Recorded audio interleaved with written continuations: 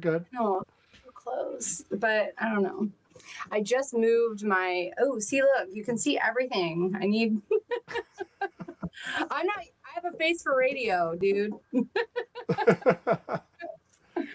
No. Um. Yeah. Well, I'm getting a new camera because I'm so frustrated with my camera. Is my sound okay like this? I don't have it hooked up. Yeah, you're fine in term. Let me.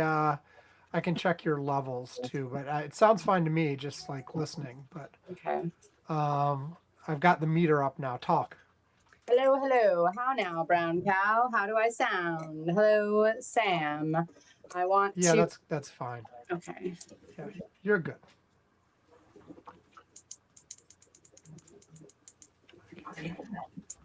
Now we wait for Yvonne.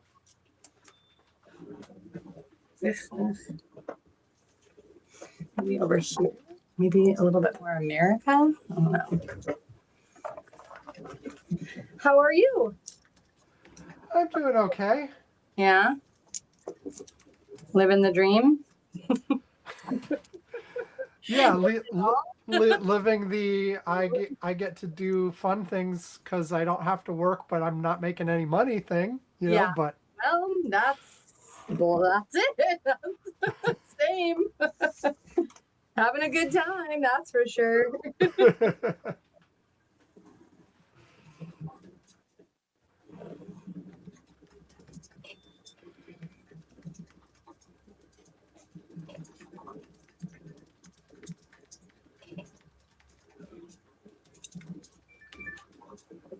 Okay. Oh yeah, let me. The notices about the live stream just auto went out. Let me repost them.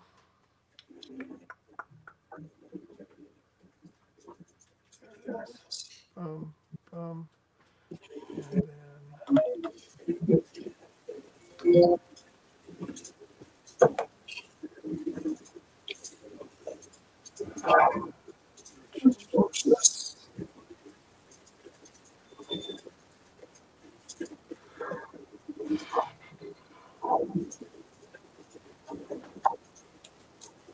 And then okay, all that's good to go.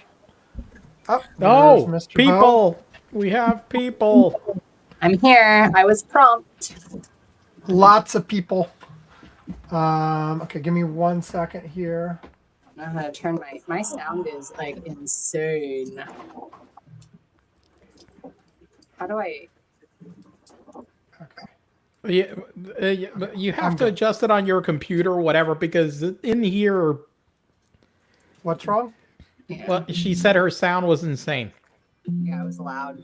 Well, I moved my whole office before this get together, so that I didn't have crappy stuff behind me. I have like actual podcast set up now. Yay! Well, and then my camera's been really bad, so I was like wondering if I was too close to the wall or something, because now it's not, at least in Google, it blurs all the time. I need to get a nicer camera. This one was like $20 and it's stupid. I have like the nicest computer and the worst camera. Well, that's the camera is a common problem. Let's see if this thing. There and we I go. don't have my mic going. You two are all fancy, and I got great backdrops. Okay. There you go. I have backdrop too. I have a hyper expensive backdrop. It's like I have to. You know, you have to look impressive on video calls every day. Basically. Regularly, at least. Maybe not every day, but you know, if I'm trying to get a CIO to purchase like $1 million contract from me, you know what? I don't want to be looking like me. Yeah. Yeah. You need to dress for the job. Yes. Absolutely. Yes. Yeah. But is the background expensive because it has a lot of degrees back there? So but from the furniture. Well, yes, the degrees were expensive. Well, actually, not totally. Okay. You know, but Carnegie Mellon University, when we went to school, I remember it was only like $12,000 a year. Because it was a long time ago.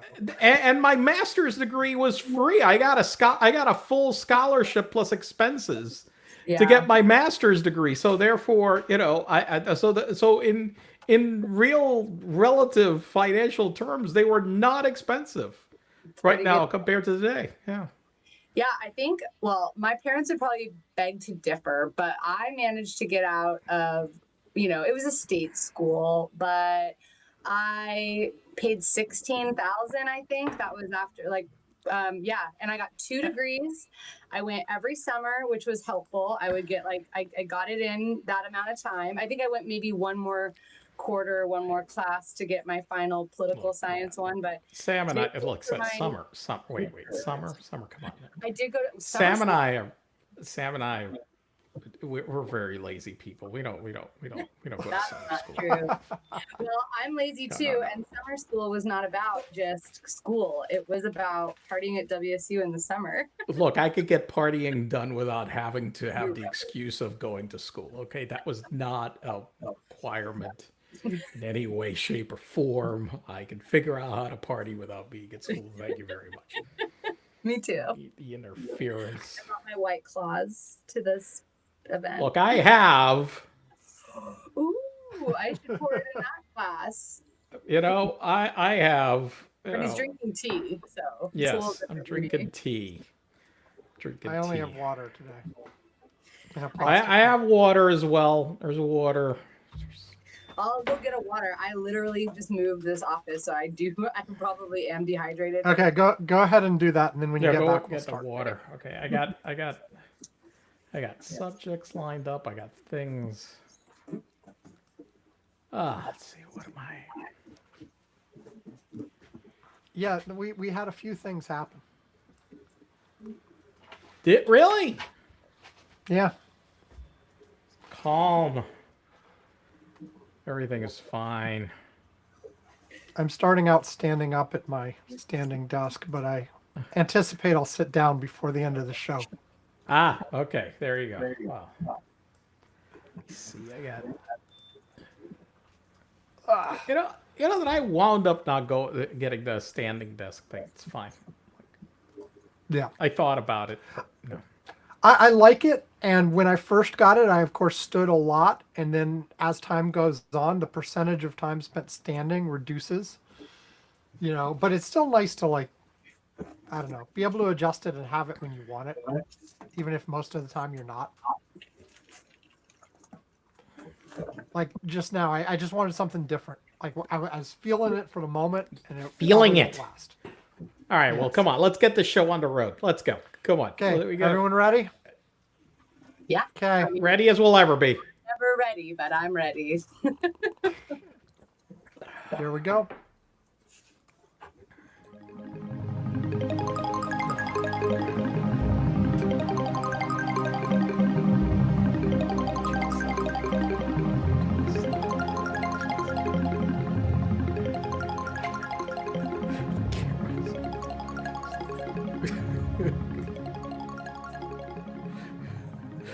Welcome to Curmudgeon's Corner for Saturday, January 17th, 2026. It is just after 3 UTC as we are starting to record. I am Sam Minter. Yvonne Bowe is with us. And this time we also have Emily Wicks with us again, who is, of course, the co-host of the Sir podcast and is joining us again. So thank you, Emily. Thank you, Yvonne. Hello. You guys, what's the temperature up there where you guys are at? Let me ask. Just, checking right now, 42. It's really nice. 42. Actually. We've had really sunny skies lately, and it's been beautiful. Listen, it was 42 this morning over here. All right, look, it's 60. I was out with a sweater, a jacket. I'm indoors. I'm freezing my ass off. Yes, I know. And it's gonna be Yes, and it's gonna be cold again tonight. I'm not doing well with this weather. So when would it? Cold, When did cold means 40s to you. Yeah. Yes. No. That's Arctic. No, cold is 60. Wow, you don't Sit- belong in Washington State. At No, 60 I do degrees- not. at There s- is a reason 60 I live down in South Florida. Look, I mean, I'm Puerto Rican, for God's sakes. This is not my no. Look, Yvonne, here at 60 degrees, people are wearing shorts and t-shirts. Listen, I got a whole bunch of Canadians down here. Not as many as we usually have gotten. Thanks to our dear old Presidente. Okay, that are all around in shorts and whatever and stuff and bathing suits. And I'm looking at them, and my wife takes out her winter coat. Literally takes out her winter coat. I'm not exaggerating. High 50s, 60s is you go to a Starbucks and there are people wearing boots and winter coats. Yeah, ridiculous. You guys are. I don't know what to say. What I know do you're say? not used to it, but come on. I'm gonna tell you something. Look, I made some notes about some stuff that's been going on. One thing, okay. a few weeks ago after my surgery, they drew some blood work, and they tell me this thing. Hey, you know what? Your cortisol levels are high. Now cortisol is related to stress, and they ask me, "Hey, have you been enduring stressful situations?" And I'm like, "Are you fucking kidding me? Where are we living, for God's sakes? Have you seen the news? Between the news, my job, this shit or whatever, yes, And of course my cortisol is high. The surgery. And the surgery, right? And the surgery. Yes. This reminds me, both when my wife and my mother both had surgery recently as well. And in both cases, the doctors at one point or another, as they're preparing for surgery, were like, your blood pressure's a little high. Are you nervous about something? No. The heck are we nervous? So, yeah. Anyway. Well, have you done because when you have high stress levels, you're supposed to do the Superwoman stance or the Superman stance. The what the fuck? Levels. When you go, we always tell people before you're going to a stressful interview, go into the bathroom or go wherever you need to do and stand like this with your, or just go big, and then it lowers your cortisol levels. And I am taking some new supplements that they recommended I take, so based on that, I'm doing that. But I gotta be honest, I'm kind of at a point right now where this is I've realized this is the normal. Look, I was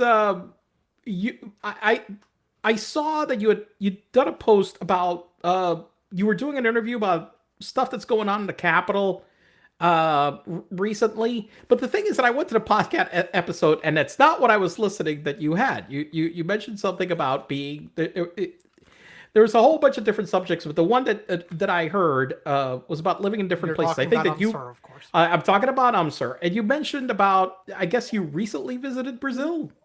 Oh yeah. Well, no, it was 2018.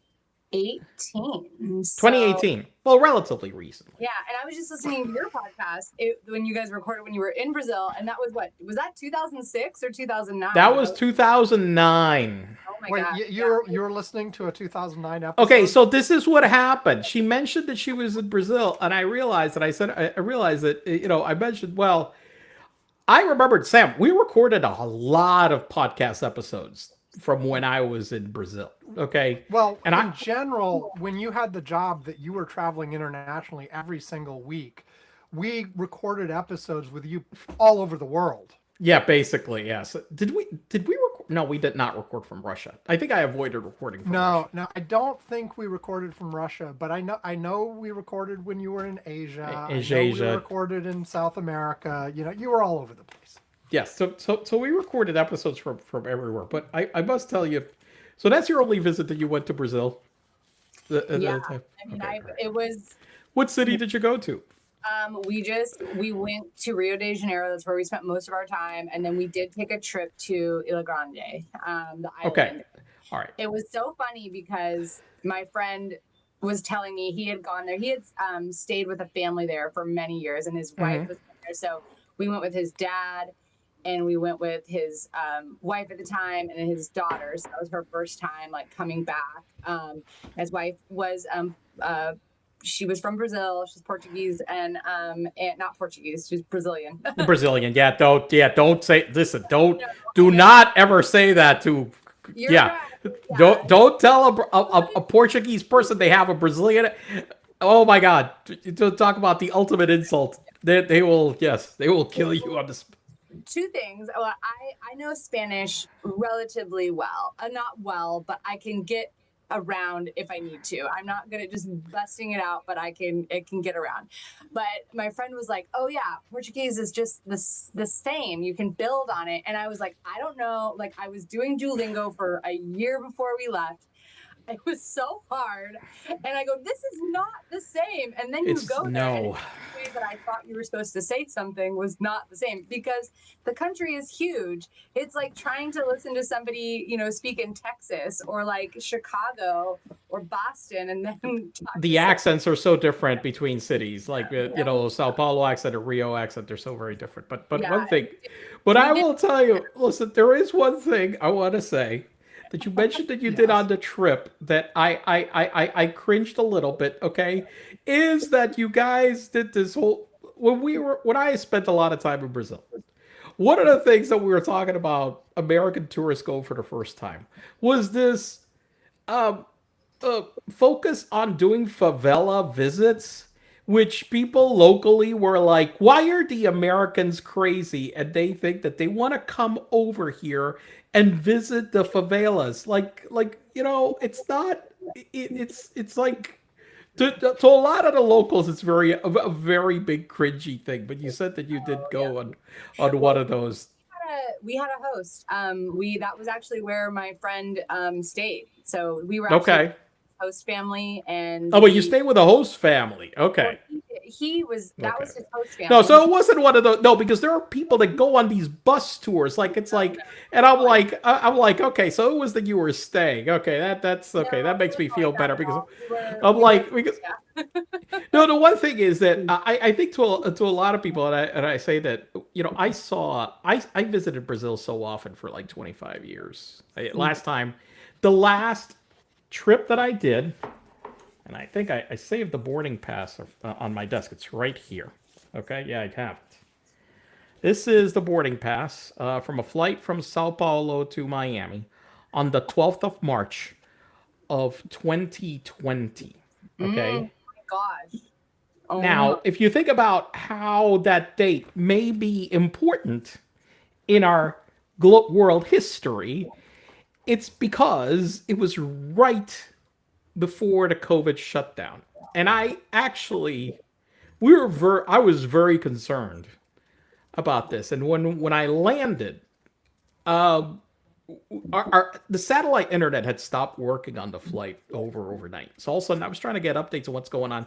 We're all very worried about what's going on with COVID. We're hearing about shutdowns, things, stuff, or whatever. And we landed, and literally all our phones blared, and all the flight attendants and everybody from America's flight attendant that was standing nearby were all in shock because American announced right when we landed that all flights to South America International were all suspended. And that was the moment that we landed. Wow. So I beat like not being stuck like in some foreign country for months by a whisker. Okay. And so, but one thing is that, look, I love Brazil. I have a lot of friends. It's a great country. I just always like go to people. It's that I saw how Brazil had one of the biggest developments of a middle class that we've had in history. From when I used to visit in the 90s to like now, where, Brazil was so poor when I used to visit in the 90s. And one of the things to give credit to the current president, even though he was sent to jail for bribery and he's out and now he's president again. But okay, who's counting? But who's counting, right? Okay, at least they did send him to jail. Okay, you can say that. Okay. That they take a lot of people out of poverty. It was just the amount, the transformation where I used to remember one thing that I always found incredible was looking out a window out of our office, where back in the 90s there was this huge favela, and as time passed, it disappeared. And it's not because they like in certain places, in cities where they try to like hide all the homeless. No, it's because people are making more money. It's because actually, heaven forbid, there was income distribution. It happened where the poor got more money instead of just the rich having money. There was an economy that grew, and the poor were made richer. And it was just one of those things it was just kind of one of those interesting things that I saw out a window where you saw. I remember this place where all of a sudden there was favela and also disappeared.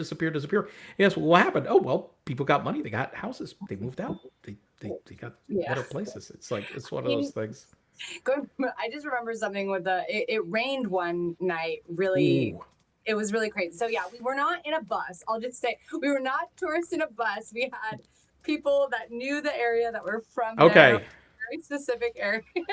But I had a lot to learn, and it was really helpful to learn about that experience while I was there with a friend who was like, this is what I learned as a white person from Marysville, Washington as well, and like who's traveled here and stayed here for a long time. So there was a lot of things that I didn't understand, like the tipping culture I thought was really interesting. They don't, I was like, I want to tip. And he's like, do not tip them. Do not tip. Nah, they don't. Yeah, they don't. It's not. Yeah. That was something that, threw me off. But then I do remember we were having a great, we were having steak at a friend of his home. It started pouring down rain.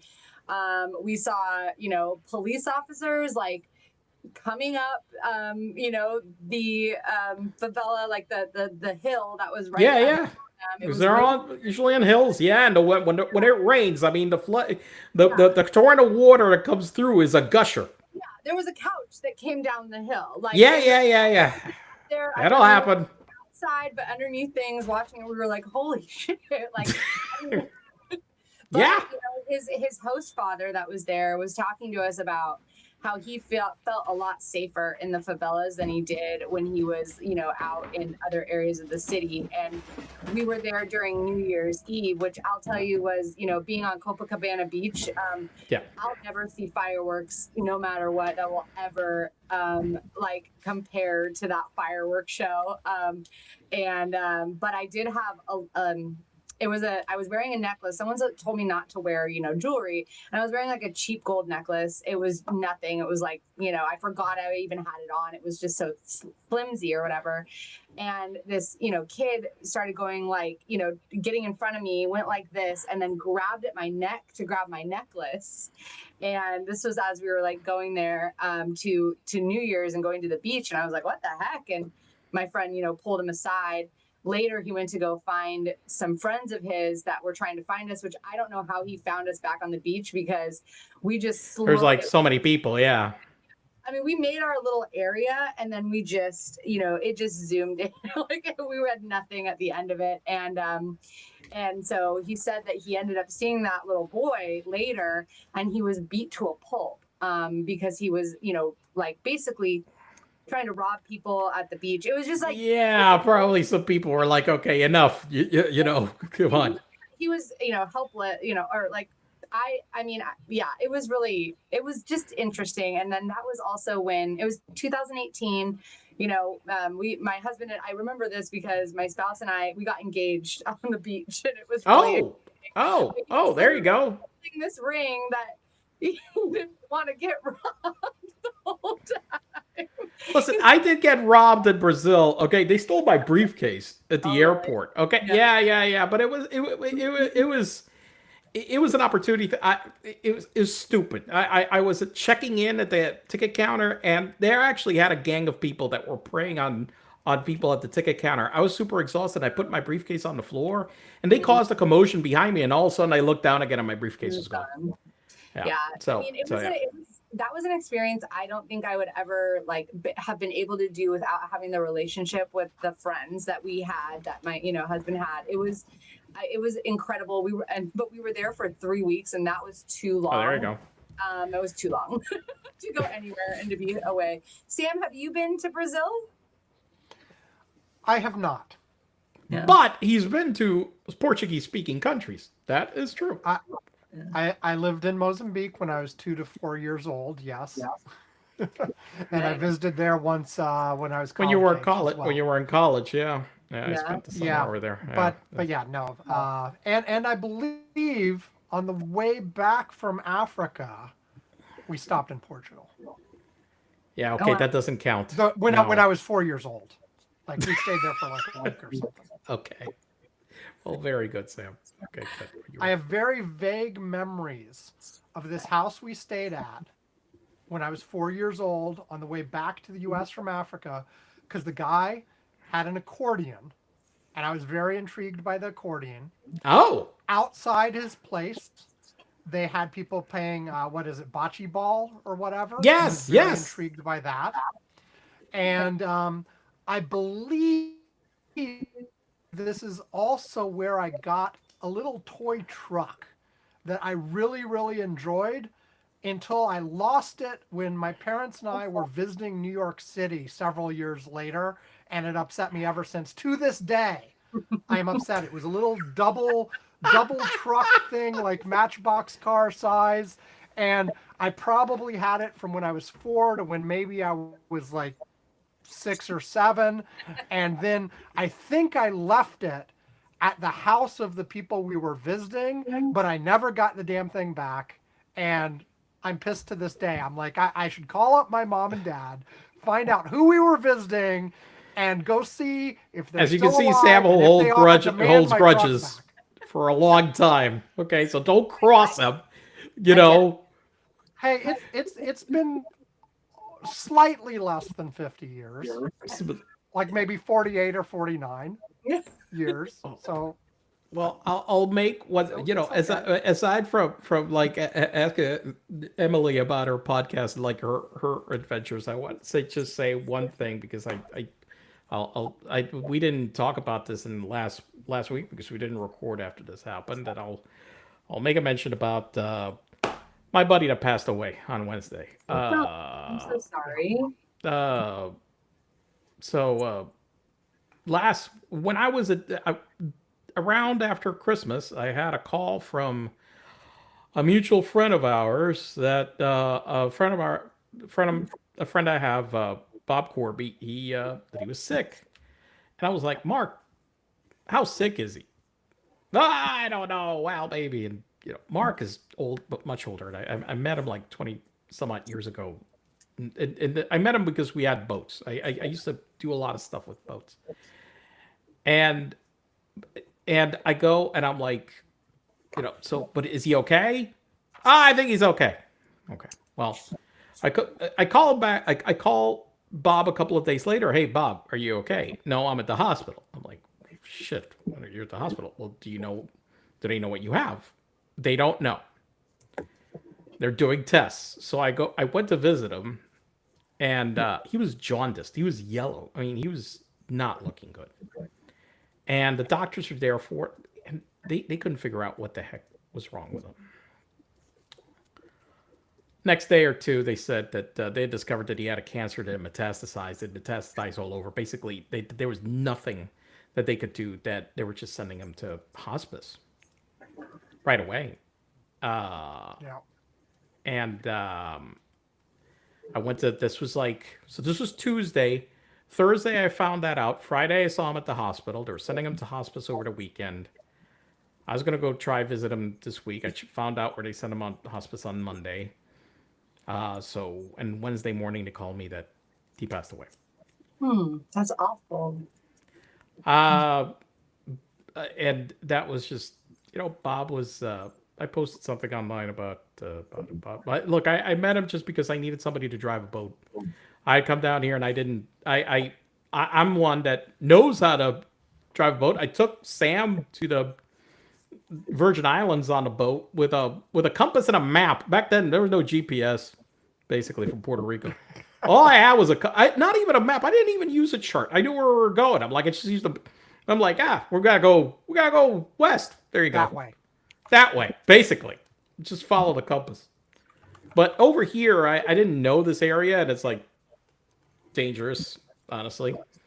Charts don't show everything, and he was up on an island when you were there somehow that you shouldn't have been on, right? Like on that trip. Sorry. No. But but look, we passed within sight of it. We did pass within sight of it. Yes, we passed actually less than probably a couple of 100 feet from it. Okay, I've already written this down. We are coming to visit you, and you are taking us on a boat. Me and Sammy need to go. He doesn't have the boat anymore. I don't have a boat right now. I gotta buy another boat at some point, but but no. People tell me to come to Florida, and until I met you, I didn't feel like I had a reason. No, I don't have a boat. My wife wants me to buy another boat, but I don't have a boat right now again. But one thing, we did come within a couple of 100 feet, of that island. That island is exactly there when you leave. If you go to St. Thomas, specifically. And St. Thomas, the U.S. Virgin Islands, or chain of islands. You got St. Thomas, St. John, St. Croix, which is further south, where Joe Biden was on vacation recently, but that was like further south. But St. Thomas and St. Thomas and St. John are very close. And when you go from the capital, Charlotte, Amalia, to get to St. John, you actually the passage that you cross in order to go over there goes right by Epstein Island. Mm-hmm. It's like right by there. Okay. So yeah, it's an island that I saw and passed by many times through there. I saw the house. I remember you could see the house, but I never in a billion effing years thought that's what was going on at that damn place. I mean, I would if there's just a bunch of expensive fucking boats there. Excuse my French, but I'd be like, something's going on over there. There's a lot of expensive boats out there. And as far as I remember growing up, there was no pedophilia going around. Okay, all right, with the people, at least the ones I knew. Okay, that's all I know. But you know what though? I look back on, we read Virginia's book, right? Gouffre's book. And all I can think of when I'm listening to or reading her book and thinking back about this time was just, Britney Spears growing up in this world of, the Christina Aguilera's, the Britney Spears, the feeling. I remember the countdown pages for various female teenage celebrities. On the web, you could go to pages and be like, how many days until they turn 18 and are legal? Seriously? That was a thing? Oh yeah, for the Olsen twins, for Britney Spears, for all. If you had a famous female celebrity who was a teenager, there were countdowns for when they turn legal. The way that we were I was treated as an old millennial, I remember that, what we needed, how we needed to look, how we needed to feel, what we were jealous of, the expectations of women. It's so creepy. It's hindsight's 2020 though too, because I didn't see it not, but looking back and reading Virginia's book, the number of quotes that she quotes, the songs, in her book. Yeah, you're talking the early aughts. If you go back to the 80s or 90s, it was worse. Yeah. If you look at a lot of 80s media, there are all sorts of movies that have as a theme the older guy and the teenager. There's songs going back to the 50s and 60s that have that theme. Look, to be fair, in the reverse, I did like older women, especially when I was younger, and I did date. When I was 16, I know more once I went out with somebody that was 18, 19. Okay. And when I was 18, by the way, 16 and 18 is starting to push it a little bit, but it's still within the realm of, but listen, the girlfriend that you met when but when you met the girlfriend that you met that I had when we were at Carnegie Mellon, Sabina, When I was You 18, 19, she was 23. right. Well, once you're 18, 19, it's a little bit different too. Like there's a But we lot met bigger of a right at difference. 18 that we were 22. Okay, it was like, Yeah, so. yeah, yeah. I The no, big but my point is, you see, I realized why I wasn't interested in those countdown pages because I liked older women. I was like, no, I don't want young imagery. No, give me something, you know, give me older. No, I don't want to deal with that. No. That's the way to do it.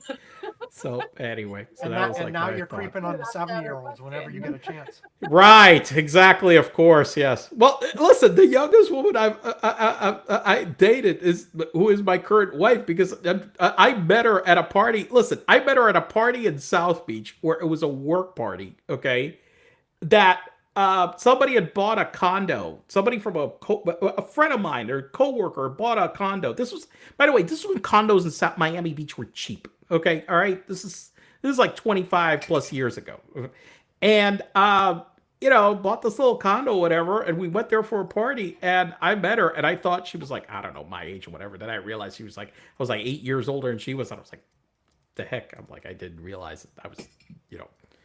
But she was of age anyway. She was like, this was not like, she was 20. She was in her 20s. We were both in our 20s. I just thought that she was like my age, not 8 years younger than I was. Damn it. But then we wound up getting married.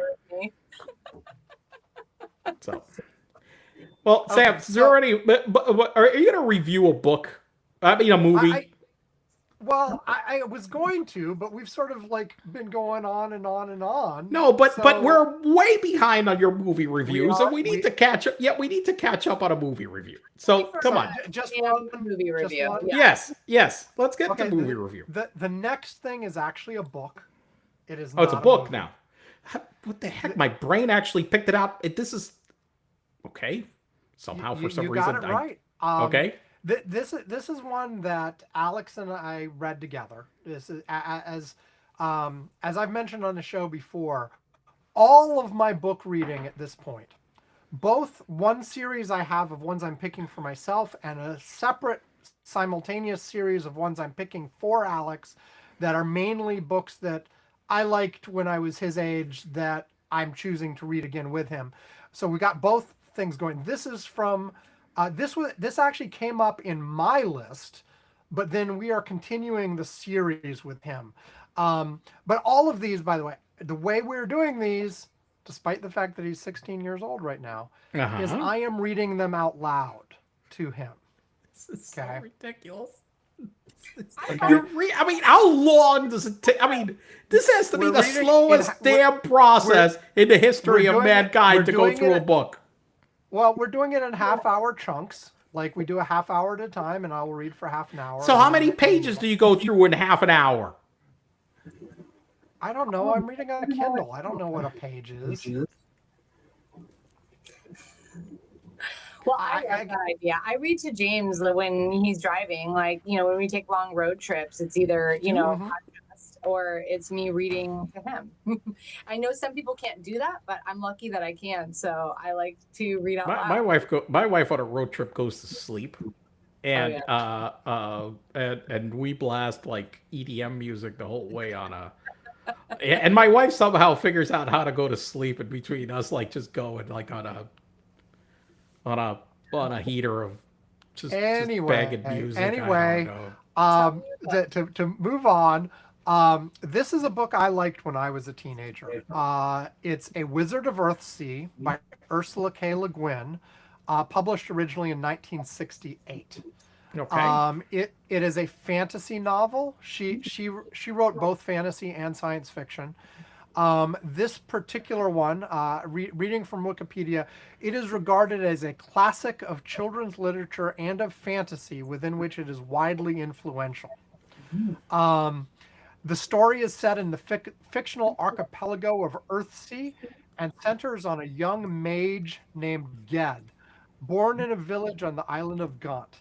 He displays great power while still a boy and joins a school of wizardry, where his prickly nature drives him into conflict with a fellow student. During a magical duel, Ged's spell goes awry and releases a shadow creature that attacks him. The novel follows Ged's journey as he seeks to be free of the creature. Anyway, and this is the first of a series of books. It was originally written as a one-off, but then she ended up doing a bunch of sequels afterwards. And I think back when I was a teenager, I read this first one and maybe the second one, but not any further in the series. And I didn't, I didn't really remember much from the second one. But the first one, was impactful for me. There were several there were several bits of it that I remembered, even though I hadn't read it since I was a teenager, that were sort of like, oh yeah, I remember really noticing and thinking, oh, this is an important insight. This is really cool. This is whatever, back when I was a teenager. Anyway, reading it again with my son, first of all, I really enjoyed it again. Big, huge thumbs up on this one too. Okay. It is sort of a coming of age teenager, goes through an adventure, becomes an adult sort of through the process of maturing and figuring out what's going on. So it is that kind of story. I remember originally sort of being blown away by the ending. This time around, I'm sort of like, oh, okay, that. Hold on, pausing for a second. We got a lot of echo going on. Is that better now? Okay. I'm just going to note that we had echo at that point and then restart. Last thing. I was trying to resolve an issue with sound on my headphones, and I think I fixed it, but it caused that for a second. So you were on speaker for a while. Okay. I don't know what it was. All right, we're gonna blame Yvonne. Yeah, you can blame me. That's fine. I'm like, what the heck? I was like, shoot, I'm not on mute. Maybe it's me. No. I had an issue over here with my headphones. Sorry. Okay. I'll resume. I remember back when I was a teenager being sort of blown away by the ending and being like, oh, wow. And reading it now, I on the one hand, I was like, actually, that ending was kind of telegraphed and obvious. But then again, I remembered I'd read it before. You read it before. Right. I knew what happened. And so I was anticipating the ending the entire time I was reading the book again.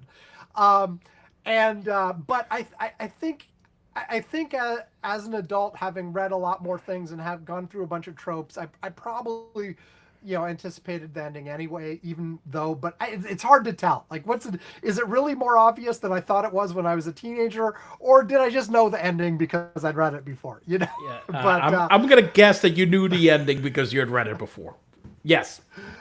But anyway, big thumbs up. The other thing that I had not caught on to at all when I was a teenager, that I noticed a lot this time, and comes specifically because I was reading it out loud, is how much the word choices were such that it's almost obvious it was meant to be read out loud.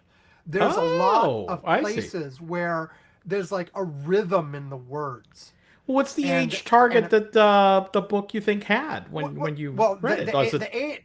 The age target was definitely, it was intended as older children, young teenagers. Okay. That was the target audience for the book originally. Right. And I think as you go through some of the sequels, it ages up with them a little bit. But the thing is, it was, just reading it, it was almost poetic in a variety of places. I mean, it was never outright like I'm reading a poem. But it was clear that the author paid a lot of attention to things like the cadence of the words, the rhythm that was going on, that the fact that when you said it out loud, it had more power than if you were just reading it and zooming past the words, not thinking about how they were pronounced and how they were said.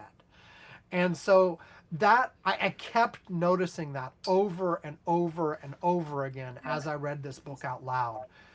Places where there was alliteration. There was, like, I keep saying rhythm. There was definitely rhythm. There were definitely like patterns to the tone, where all of it sort of came together in a way that I noticed because I was reading it out loud. Okay. Question: How long did it take you to read? Otherwise. How long did it take you to read the book? Okay, hold on. Because I know you know this. I asked him because I know he knows it. He tracks this. Yes, I log all these. Yes, right. Of course you do. Let's and I should have brought it up already to have that ready, but I didn't. So come on, okay, Sam. I'm you're going slacking. Logging. I have to cut your pace, Sam, again. Yes, definitely. Okay, Wizard of Earthsea began on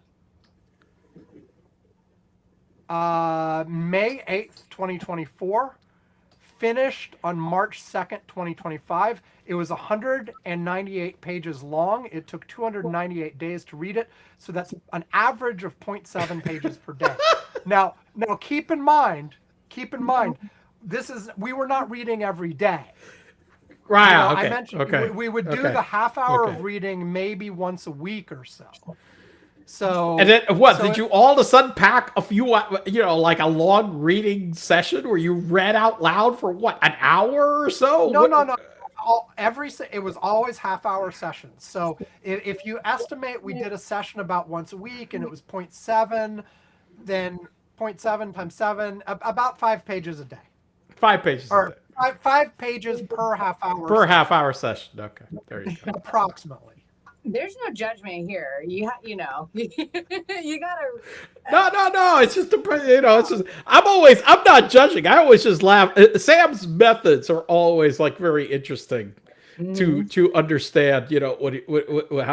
How he goes about to get a task completed. So it's always. I don't know is why we've been wasting our time on J.K. Rowling and her bullshit when this existed, when this book's here. And also can I say that I've been at the forefront of the anti-J.K. Rowling thing because I never wanted to read any of her shit or watch any of her movies. So I consider myself a pioneer.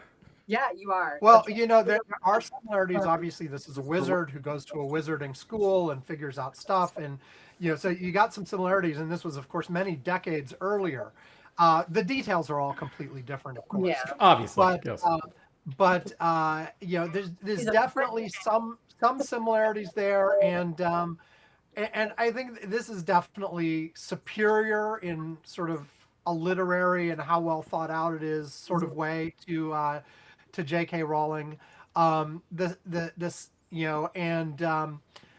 are also some things she has complained. The author of this, who died a few years ago, but there were a handful of attempts to make made for TV movies or miniseries or whatever out of this book, and she hated all of them.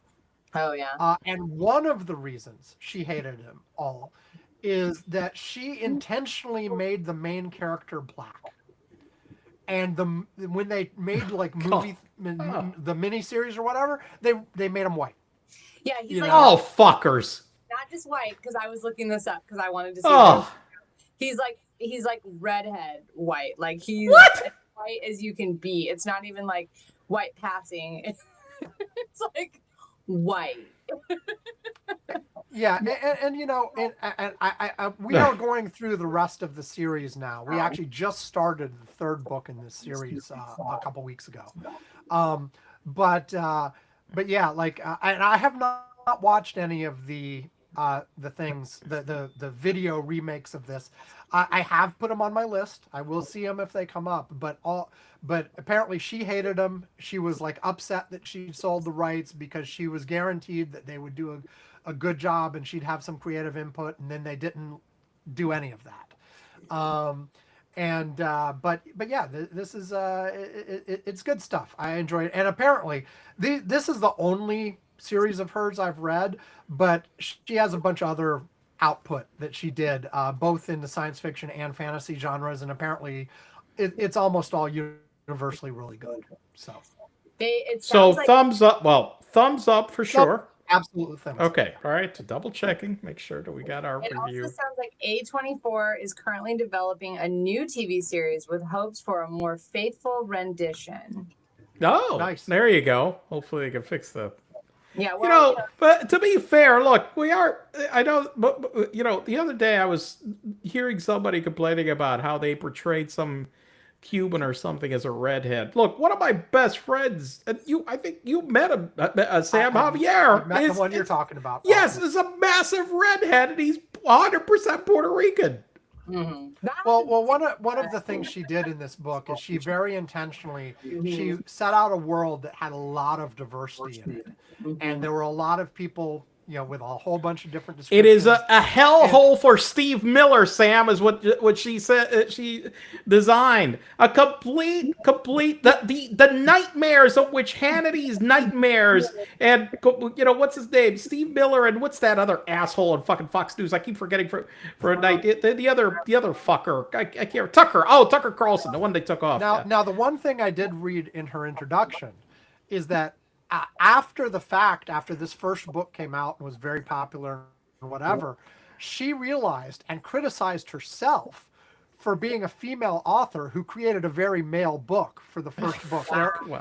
There are a couple of female characters, but they're secondary or even tertiary characters.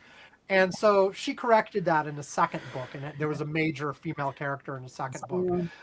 But she's like, what the hell am I doing? George R. R. Subconscious. Martin does that to people all the time. He's creating, I don't know. It's kind of weird to me sometimes hearing the stories about these women that George R. R. Martin wrote, about women. But I think good for them. Take a different perspective. Sometimes, look, like I've mentioned that we talked about this here. Sometimes when we have these subconscious bias and things that are created to us, even including ourselves, about who we should be and how should something be portrayed and who should be in it, just because culturally that's what's been told to us and that's what we go and project. So, but it's just and we don't sometimes we don't even think about it. It's not conscious. So, no, well, but she fixed it. So, but she apparently she realized it and fixed it. So that's good. She sounds like she has a lot more self-awareness than J.K. Rowling, and I'm want to make this person, Ursula. Let's help her. I know that she's no longer with us, but. Yeah. Maybe her family is making money off of this. I don't know. They're good people. Who knows? There you go. I'm excited to read this. I've been wanting another good fantasy book, and I think it's really cool that it's from the 60s. And presumably, you won't read it half hour at a time, a week or two apart, and so it'll take you less than 298 days to read it. It's actually a relatively short book and a relatively quick read if you just pick it up and read it normally. Okay. I'll let you know if I feel like the ending is surprising. There you go. Yeah, let me know. And it wasn't just surprising. Even as a teenager, I might have seen it coming, but it was still sort of a powerful ending. Yeah, I thought. But again, that's my teenage brain talking. A little less so rereading it, but whatever. Yeah. Okay. Shall we take a break and then start? Sorry. Yeah. No. You're good. You're good. Say out. Okay. Ready for break? Ready for a break. Yeah. Okay. Here comes the break, and then when we come back, Emily, we'll let you pick a topic first. Oh. I don't know. We got a lot of stuff going on this last week. Okay, yeah, there's a list. If you go to the show topics list, you can pick some stuff, or you could just pick, Okay, I'll tell you. I already know. But I already know. Yeah, because we got Minnesota, we got Greenland, we've got Venezuela, we've got Iran, we've got we got all kinds of stuff. We got all kinds. Where are my anti-cortisol pills? God's sakes. I'm gonna let Here comes the break. What's up? I'm gonna be tell me what happened. I know kind of everything, but someone dive deep because I could not this week. Okay, here's the break. Back after this. I wanna be on top of the tree.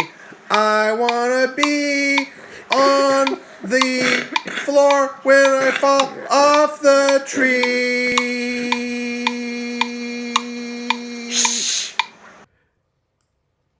Oh, God. That's the break we wound up with. Excellent. Thank you, Sam. Okay, Of great. course, it's beautiful. All right. We'll wait for Emily to get back. Yeah. It's good.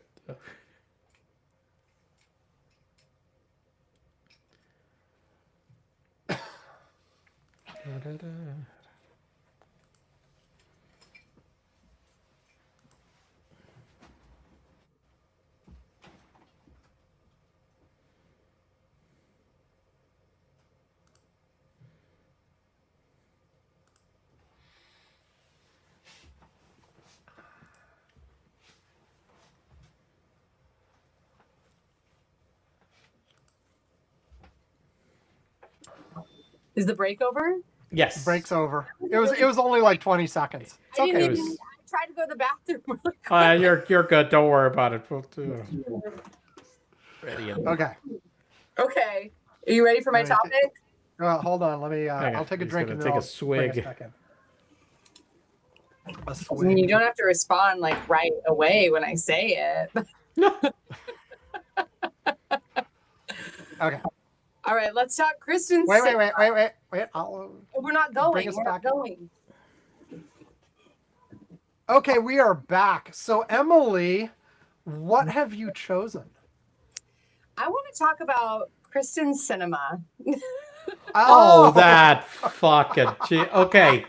Oh, that's okay. Well, there you go. This is good. So we don't have to talk about something depressing. Hey, everything's depressing, even this. well, no, not this, because at least we can shit on this fucking bitch, for God's sakes. It is I must say, one of the things that to this day still, I always, when I think of cinema, that really, really, really pisses me off to no end, is how she, just like a lot of her Republicans that have been recent additions to the Senate and House, their main focus is getting fucking rich. Okay? I mean, she came in with a net worth of bupkis into the Senate and left with tens of millions of dollars. And you're trying to fucking tell me that this was out of just, not insider trading or not, bullshit, okay?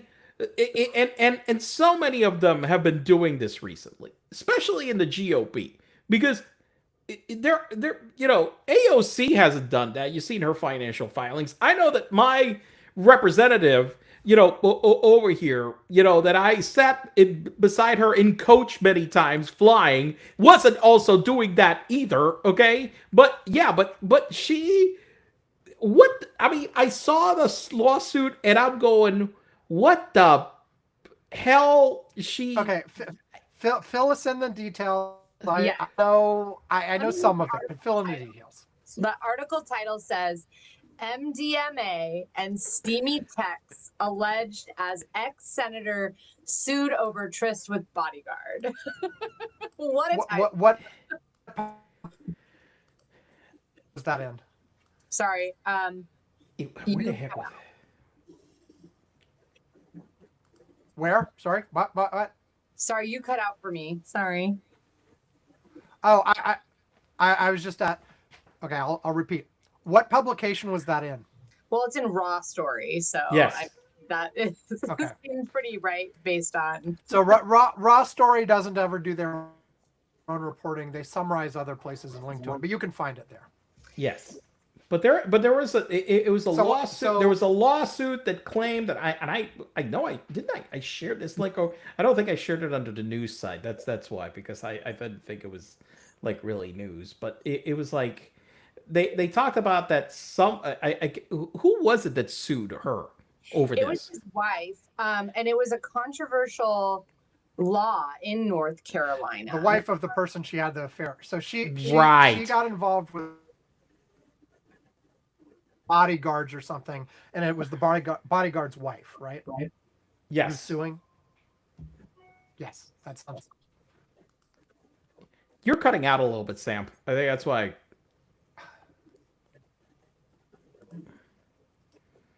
sorry. I'm at 99% uploading, so I'm not sure why. Yeah, but you're cutting out. North Carolina law allows a person to be held liable for malicious interference in a marriage.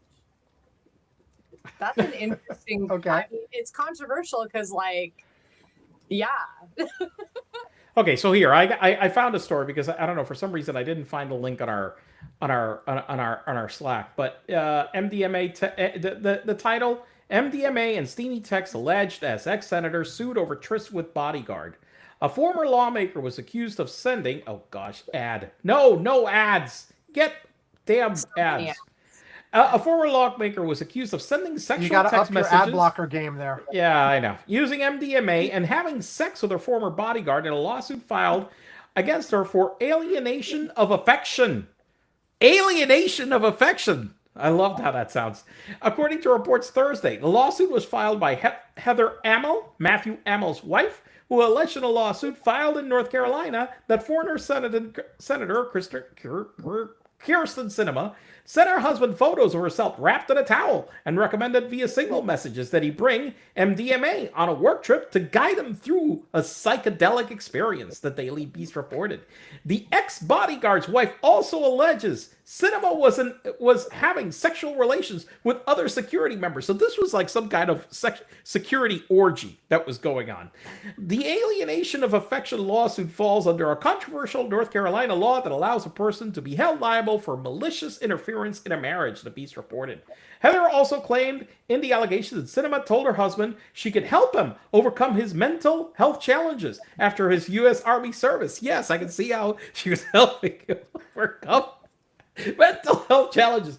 Sinema served in the U.S. House of Representatives, blah, blah, blah. So anyway, yes, apparently she was, having orgies and drug parties with her security staff. Beautiful. What a fucking idiot. Sounds like she should have been a Republican. I don't understand how the hell you wound up with her. She was getting there. Yeah. I mean, but I'm confused. Am I confusing her? Anyway, Wasn't she gay? What? I was thinking the same thing, but I think she was always advertised herself as bi. Oh no, she was bi. Oh, okay, all right, okay. I think. But my first memory was wasn't she a lesbian? But I think she was bi. Now I don't know, but that was. But you know what? While the details were salacious, honestly, I read it and I'm like, this is not shocking me in one bit. This is, not really surprised, especially who we're talking about. Well, what's she been up to anyway? She's a lobbyist for like energy firms or something, right? I don't know. You gotta do something after that failure. I mean, you know what? Something. Listen, let me see. What is she doing? Yeah. I'm looking it up because usually these people wind up being partners in some damn law firm where they wind up getting paid millions of dollars or something, just like career after elected office. Sinema joined Coinbase's crypto. Jeez, fucking tracks. Global Advisory Council to advocate for the cryptocurrency industry and help it coordinate with U.S. lawmakers. Gee, another shocking development is that she's peddling crypto. Wow. So not energy, crypto. What a Protest socialist is, because she called herself that in 2004. What the fuck does that even mean? I don't know. It means she's a socialist, but she likes expensive stuff. Wow. Listen. You get a Prada. You get a Prada. I mean, that was the one thing I kept saying to we were out. I had this dinner where we with some friends of mine that we were with our wife that executives at a few different companies like around here, and we were talking that we had like a few of our wives and like kids that they were talking about. They were all like talking like they were all these socialists, but they were socialists and they are. With their expensive watch and bag and shit or whatever. And we're going, what the fuck are you assholes talking about? You guys have, with Louis Vuitton bags and shit or whatever, you're talking like socialists. Get the, what is this bullshit? Yeah. Why? Yeah. So. It's disgusting. Yeah. Yeah. Well, no, I love listening to the Every Outfit podcast. It's one of my favorite, and they talk fashion all the time. But it's like something I don't have or care about. Like I'm like, I got this at the thrift store. That is it. Like, that's where I'm going. Hey, But, you could be a fashionista from shit from the thrift store. Let me tell you something. yeah. It does not require money. Oh, exactly. Yeah. Well, I know, and but I love my Vogue magazines, but I'm still never gonna be that person. Unfortunately, I like just looking at it. No, but my whole thing is these people that go and like, oh, I am a proto-social. Listen, fucking bullshit. And I mean, I'm sorry. Every time that you saw her dressed up and you're saying, listen, this outfit cost how many thousands of dollars every fucking time you saw her? Because, you know, don't give me this shit that you're like the socialist defender or whatever whatever the fuck. When you're every time I see you dress, it's costing like $5,000 for every outfit that you're wearing, including a purse. Give me a fucking break. No. And of course, now she's peddling crypto. But also, Well, why if would you ever say if that you you're a remember, socialist? if you remember when she was first senator, wasn't there a brief blip of like publicity or news articles over the fact that, you know, she was selling outfits on eBay or something? Yes, that's right. Like worn once by Kristen Cinema, you can buy this for like $600 or whatever. Oh my God. Probably paid with campaign funds, actually. You know, I wouldn't be surprised. Those are the people that drive me fucking. Also, I'm sorry, but like, isn't she like why would she ever say that she was a socialist? Am I like, maybe I'm forgetting something, because like even a Prada socialist, because isn't she just a horrible Democrat? Like, isn't this was one of the things that this was one of the things that came up after she was elected originally, because she campaigned as a lefty. And then as soon as she got into office, she started moving right quickly. Yeah. And then immediately started figuring out that the place where she could, I guess, you know, tying into what Yvonne started this conversation with, tying into the grift part of it. Yes. The way that she could leverage her position the most was to be right on the edge and the key vote for things. Yeah. Where she could then say, like, you need me. And therefore, you know, you can, you know, and so she put herself, her and Manchin were the key votes that the Democrats needed for almost anything. And so she put herself in the position where, you know, depending on who would do what for her, she might change what she was thinking in that key spot. Yeah. Well, that's what you get from Arizona. Sorry. No offense, Arizona. No, come on. We got Mark Kelly, who's not anywhere nearly as bad now as this. I love their freeways, though. That place is ridiculous. I can't drive. I don't like the roads there. That's my complaint about Arizona. I'll say one thing. I've been in Arizona, I think only once, and I remember that I got in the car and the thermometer. I mean, I'm fine with heat, but I remember that it was 11 o'clock at night and it was over 100 degrees, and I'm like, oh, come on.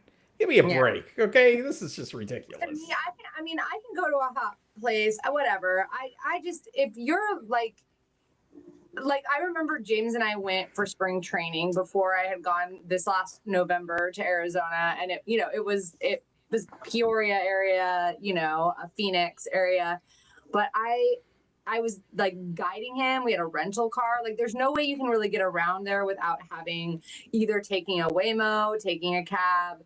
Like, their transit sucks. And I said, okay, you're going to turn at the next block. It's coming up. It's coming up. It's still coming up. For many miles. So let me get this straight. You're blaming her turn into grift on the road network in Arizona.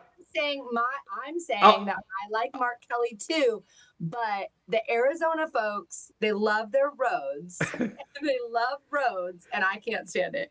And okay. Separately, Kristen Cinema sucks. Yes. Ruben, they're on the way up. Mark Kelly, yes. You know, they do have some good folks there. But Mark Kelly wanted more freeway, and I'm like, remind me to tell you never to run for president, because I don't like that. I'm glad he didn't become the vice presidential nominee, is what I'm saying. He was up there, so. Well, Okay, so Emily, do you have another topic for your segment before we take a break and let Yvonne we're pick one? supposed to alternate. Well, wait, no, we can hold one and a break. We gotta pick what we only went like a few minutes. Let's go. Let's pick one other topic. Okay, we usually take a break between who is picking, but like, okay, fine. Let's see. So, unless we're explicitly doing a lightning round, we want to do a lightning round. Go ahead, Yvonne. We went short on that one. So yeah, that was short. It was all short. It was like 20 minutes. But yeah, go ahead. Was it? I don't know. Who knows? Anyway, wait, let's see. No. I am wrong. I misread like, my notes. It's been more like 8 to 10 minutes. That's what I thought. What are you doing to me, Sam? You're trying. Math is not my strong point. Well, that's true, but that's why we need that math as a service software application that you wanted me to develop and charge $50 a year. I shared a joke video from TikTok on the Curmudgeon's Corner Slack of this guy who was like, he was setting up a service. It did have a free tier, but for full usage, it was $99 a month for a Celsius to Fahrenheit converter. But like $99 a month. And like and then unless you're an enterprise, then you have to call sales. Right. They have to call me. I'll charge, man. I'll charge. I only shared one video, but he produced a whole series of videos responding to people's comments on this and taking himself completely seriously. Obviously, it's a joke, but he was taking himself completely serious. I was like, I feel like you guys could do this without this. I'm like, do we really need to be this precise on our temperature conversions? Really? Is it really that necessary? Do I really need a whole data center in Arizona, in order to crunch the numbers, for this conversion? Here's my code. I was like, why do we need this? Okay. Anyway, Yvonne, what's next? Okay. Well, look, let's talk about fucking Minnesota. Okay. Okay. Or Minnesota. Because it sucks.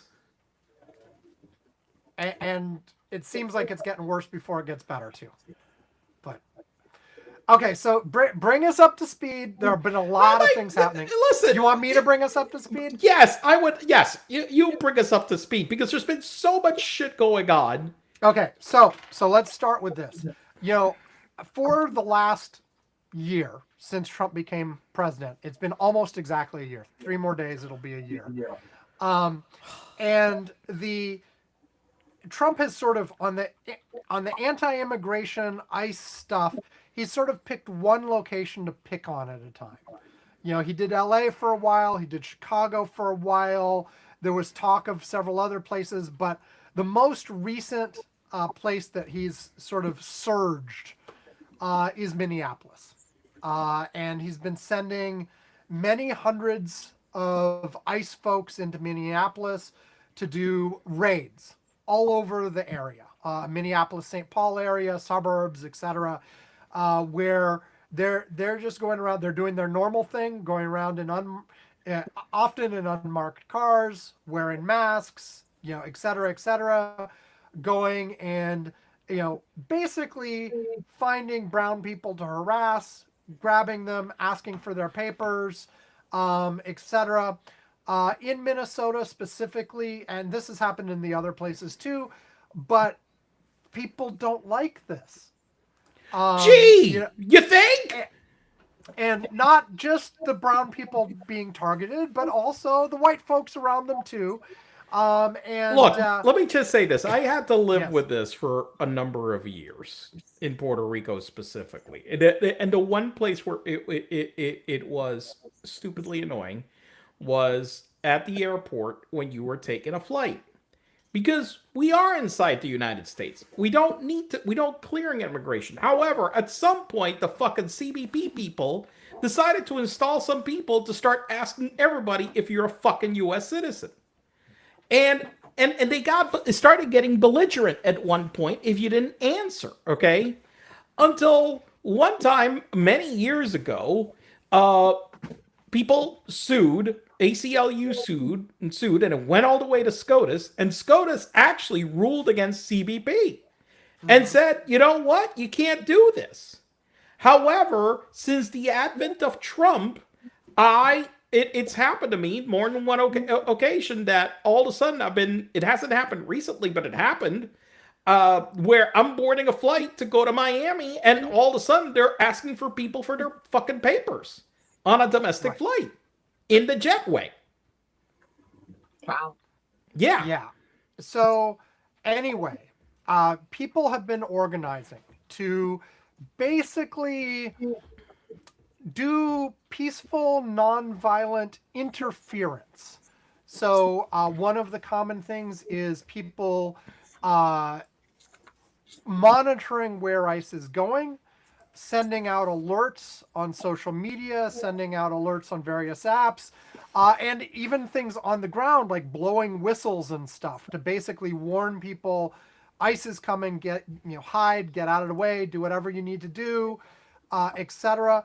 One of the things that they have done in some places is sort of intentionally create excess traffic on streets where ICE is trying to go. I'm not going to say explicitly block them, although in some cases they have. The particular situation a little bit more than a week ago is that this one woman who was there are actually conflicting reports whether she was explicitly trying to do this or whether she was just leaving her house and was at that spot. But I gotta be honest, I've watched that video many times, and she seemed that she was just trying to maneuver around there, and she wasn't blocking the street. Let's be clear, cars passed around her. She wasn't blocking the street. Past. Yeah, she was waving people past.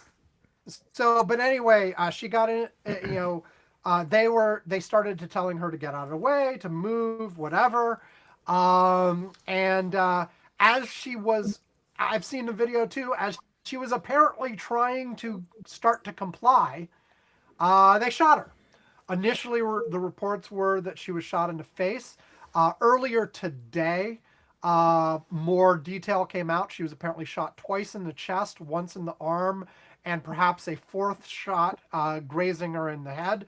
But apparently the initial reports were also she was shot twice in the face. She was dead instantly. No, apparently not. When the paramedics she was got she there, had a pulse. She still had a very weak pulse. They were unable to revive her. But yeah. So and most likely the injuries would have been fatal no matter what. But I thought they were supposed to shoot to kill anyways, so they fucked that up. Sorry, I'm being rude. Anyway, that's Curmudgeon's corner. No, you're doing our show. No, so yeah. They missed bastards. They failed their training. I'm just sick of men saying that to me that like guns all the time. Like, yeah, when you shoot to kill. I'm like, why? Why don't you be good at not shooting to kill and shooting someone in the leg where they can't go after you or something? But whatever. That thing. Can I be honest? The people that I hear that they talk about guns shoot to kill are usually the people that are the least trained in actually using guns or have actually done any shooting. These are just the cowboy idiots. Very good at it either. That's clear. So to continue bringing us back up to speed, that was her name was Renee Good, by the way. And she had just finished dropping off her 6-year-old at school. She was with her wife, etc. The wife was there with her when it happened. But since then, things have escalated further because obviously this situation. Wait, but let's be clear. They went around that incident they have claimed that she ran over this guy. They have claimed that she that the guy was hit, even though all videos show that that's not the case. They had claimed that the guy was in the hospital. They actually published a fucking video narrated by some jackass. Just a complete fabrication of lies about everything that happened in the incident.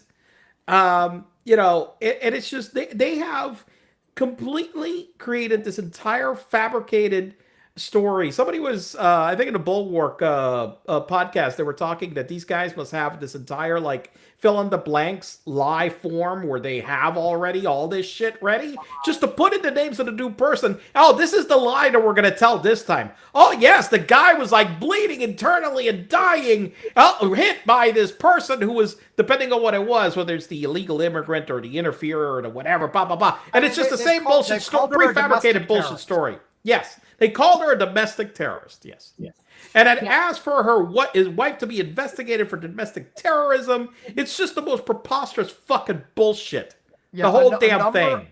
A number of federal prosecutors resigned because they were being ordered to investigate her and her wife for over this incident at the same time that the feds locked out the local authorities from the investigation and the evidence.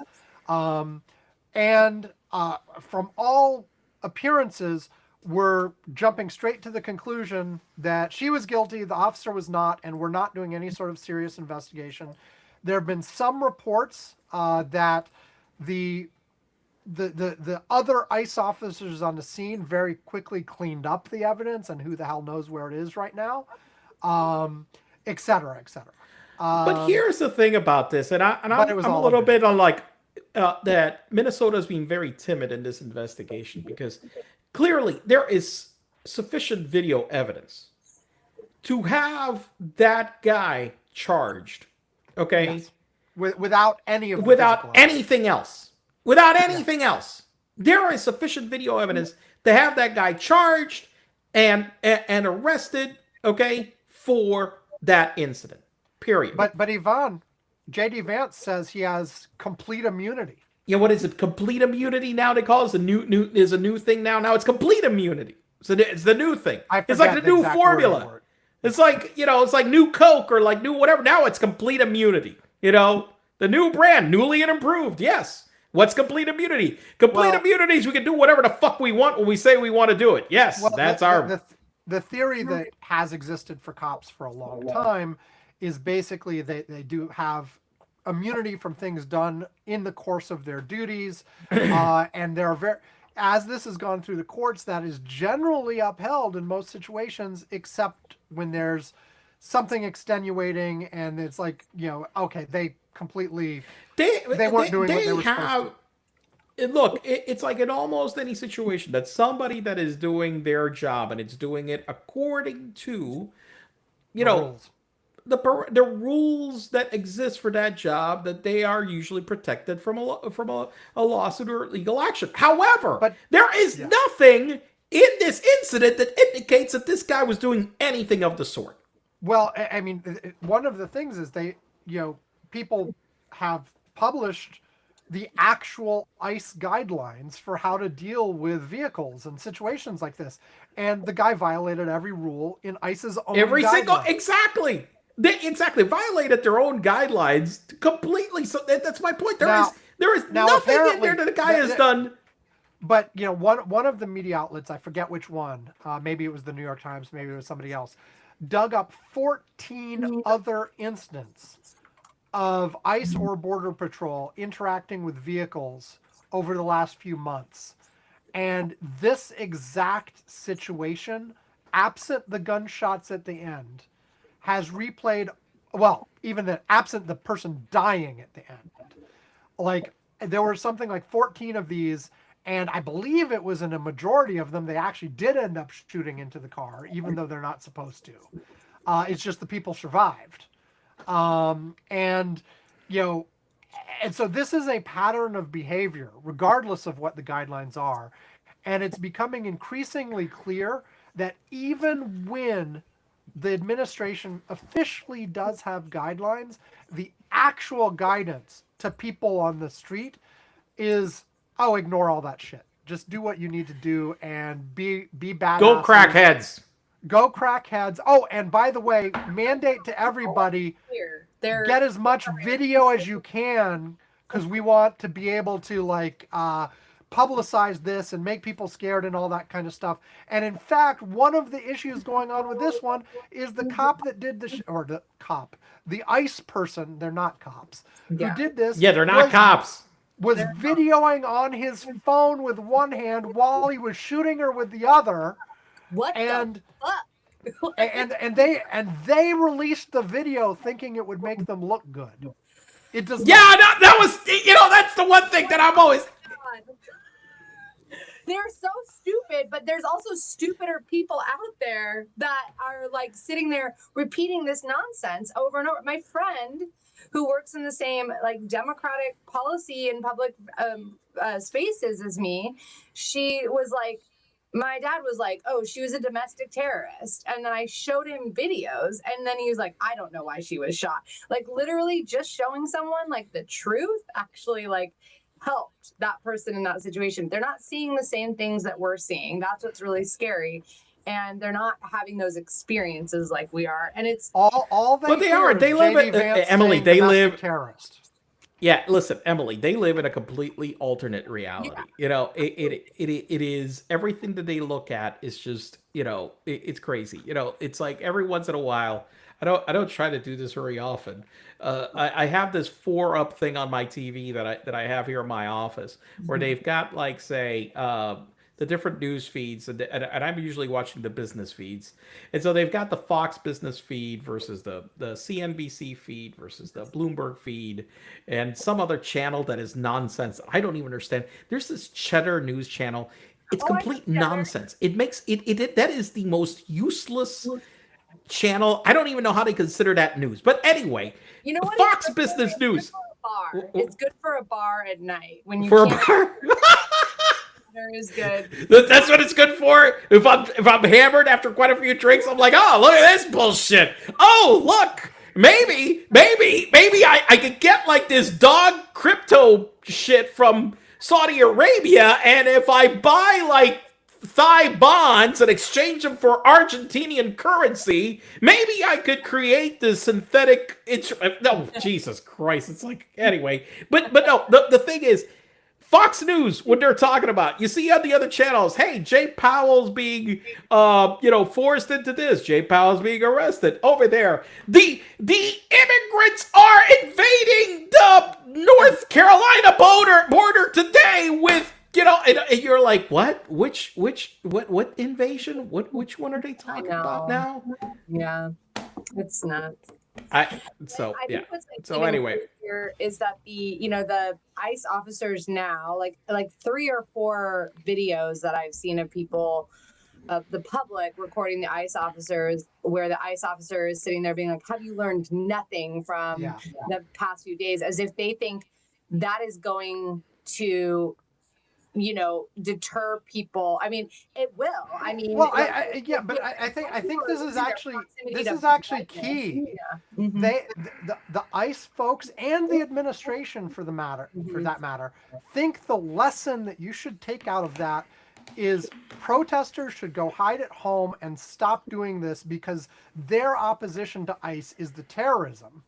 Whereas polling has shown the general public responds in exactly the other way, that, by like a 75-25 sort of margin, that no, the lesson here is that, to use a term from years ago, I mean, we got a bunch of jackbooted thugs over here that are running rampant and are trampling on people's rights left, right, and center. And these folks who were, I'm not the first one to point this out, but these same folks who were going, don't tread on me and keep the government out of everything a few years ago, are now saying comply or comply. Die. Mm-hmm. Yeah. And so you were getting at these, not for me. You were getting, you were getting at these folks, warning the public, basically. Don't do like she did or you're going to get shot too. But generally speaking, over the last week, there's been escalation. The protesters have gotten more mad. The protesters are coming out in bigger numbers. There have been... They were sending 1,000 more fucking ICE agents to Minnesota. These assholes, for God's sakes. Outnumbering the local police forces by almost 10-1 at this point.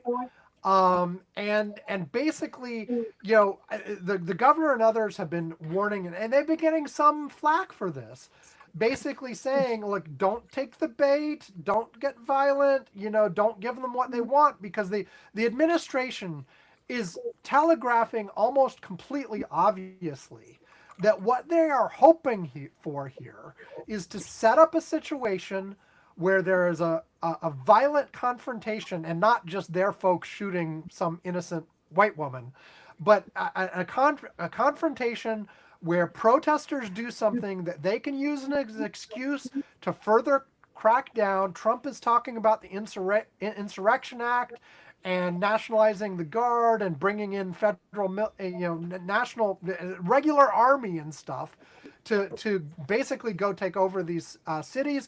Just a little while before we started recording, I saw that there was a report that Trump has instigated a federal investigation of Walz and several other Minnesota politicians to. Well, but he did that to news. He's done that to everybody. No, right now, well, this exactly. is like it's part of his playbook, but that's the point.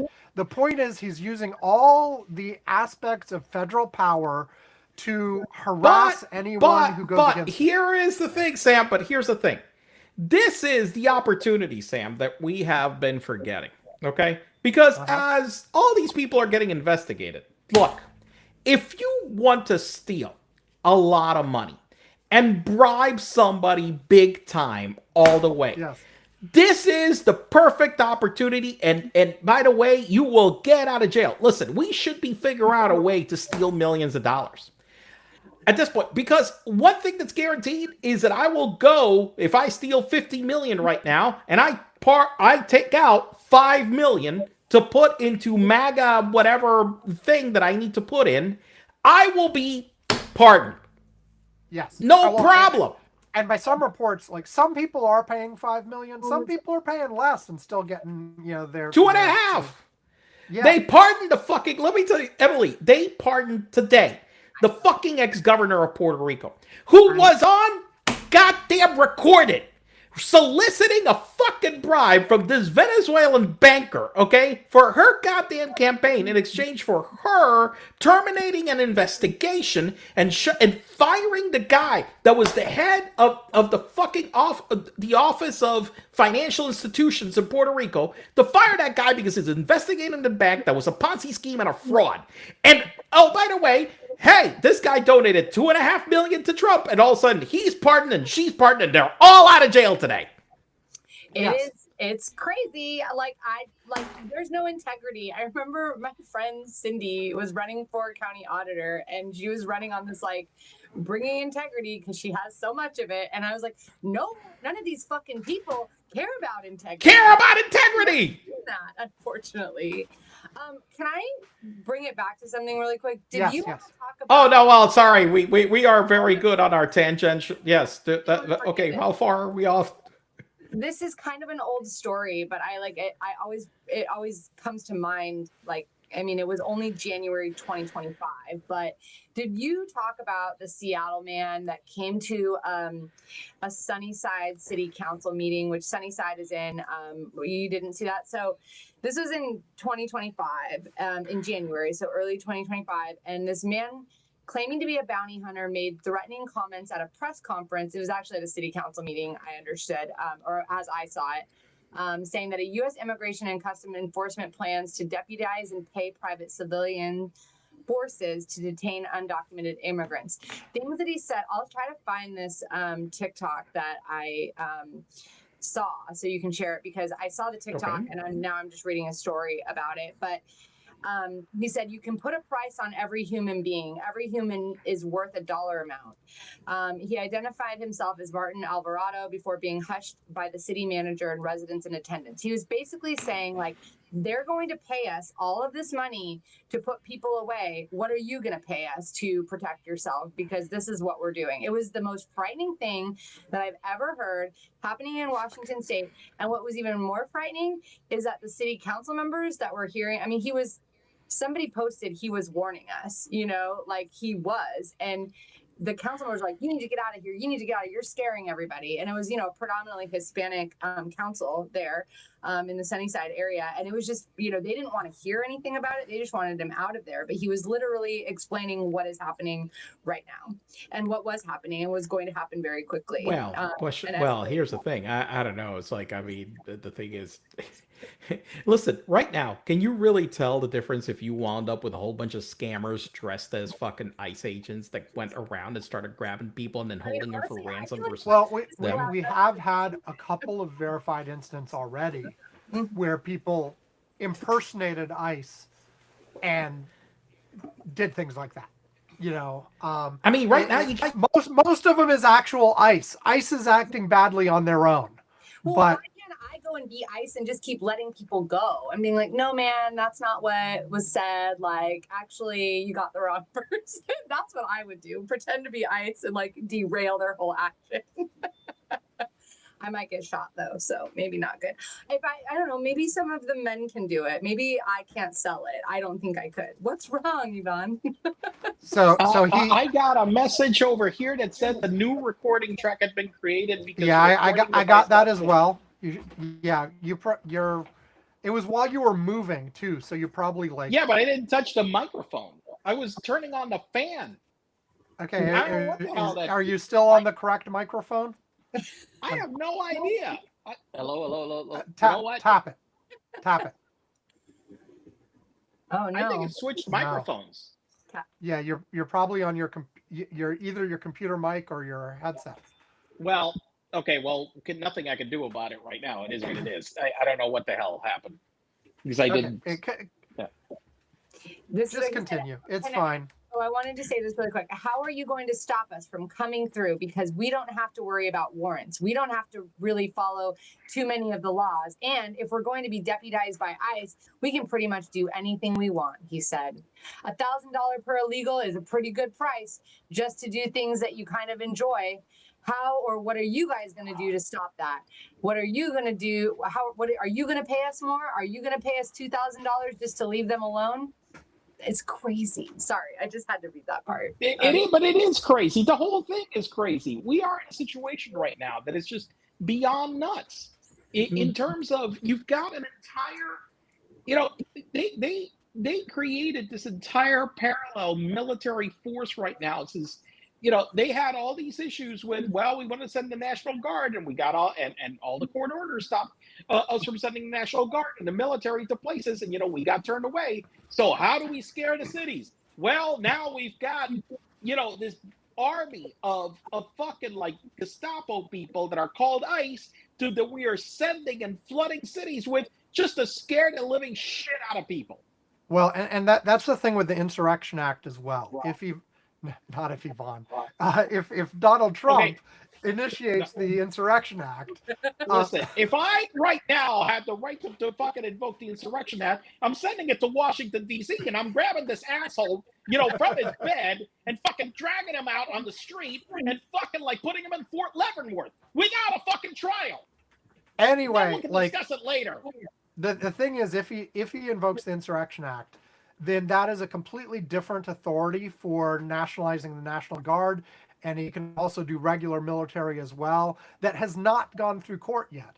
Now, obviously, and they're already talking about that, if he does that, like people are talking about the scenario like, why doesn't Walz bring out the National Guard under his command in order to help defend against ICE? Because the federal government can nationalize the National Guard, and then he's fucked. Okay, so he's got it's not really a great solution at this point. Right, and yes, so we enter a whole different universe if Trump actually initializes this insurrection. What could he do? And now obviously it would instantly go to court again on that as well. But right now already, one thing, they've got a court order right now that happened this evening. Okay, related to ICE. Okay, that we had posted on the Slack specifically, where a federal judge restricted immigration agents' actions towards protesters, specifically, restricting a whole bunch of the shit that they had been doing, where they had been using force against peaceful protesters, where they Right. had been like, just because people were peaceably protesting, they had been tear gassing them, attacking them, doing whatever. And there was a judge order today that they could not be using those fraud dispersal tools, that they couldn't be like, doing this thing on the road where they were like what they did to Renee Good. Basically, that was the order tonight. Of course, I'm wondering it's going to be challenged. I'm sure obviously. it will be appealed. It will go. I mean, if we follow the pattern of all of these other court things that have happened, whether or not there's an order in effect will go back and forth as it works its way up the courts. And then eventually, most of these will get to SCOTUS, and 8 times out of 10, they're siding with Trump. Here is the one thing that's happening right now, though. This entire thing has gone from a nuisance into something that is hated by the majority of Americans. Okay, it is supported by a very, in terms of who says this is good right now, the polling has this down to like 25%. Okay. Right. And I'd said 75-25 earlier, but to be clear, it's actually more like 56-25, and then a bunch of people in the middle who always say, I don't know what's going on. I don't know. But those people always don't know anything. Whatever. They got their head up their ass their entire lives. So, and those will happen. But you've got a situation where, man, I shared that chart on the Slack of what has happened to Trump's disapproval this last 2 weeks. It has skyrocketed like I've never seen such a surge in a brief amount of time. People are angry. Okay, people are pissed. More people than I have ever heard of, basically calling these guys the Gestapo.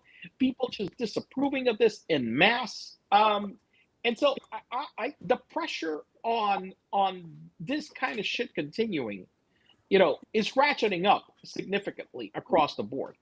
I know that, one thing that could be done, and some people started discussing, is we got to cut the fucking funding off this damn thing. Okay, the money has to be, this shit where all this money got given to ICE, this money needs to be cut as soon as possible. Mm-hmm. Well, and here's the thing of this, you are definitely hearing a few Republicans wavering on this now in the Congress. The question is, is it enough? And can now Democrats can, the one point of leverage they have, even if they don't get any Republicans, is they could force another government shutdown. Yeah. But it sounds like leadership doesn't want to. And unless you get a whole bunch of Republicans also willing to go along, that's pretty much the only thing that congressional Democrats could do. Now there are there on a few other issues, some Republicans in some other areas, like there was a Republican senator, I forget which one, who made some comments about, like, I expect a serious investigation of Good's killing, and they better have something real. And then there are a few others who said the same thing about the investigation into the Fed.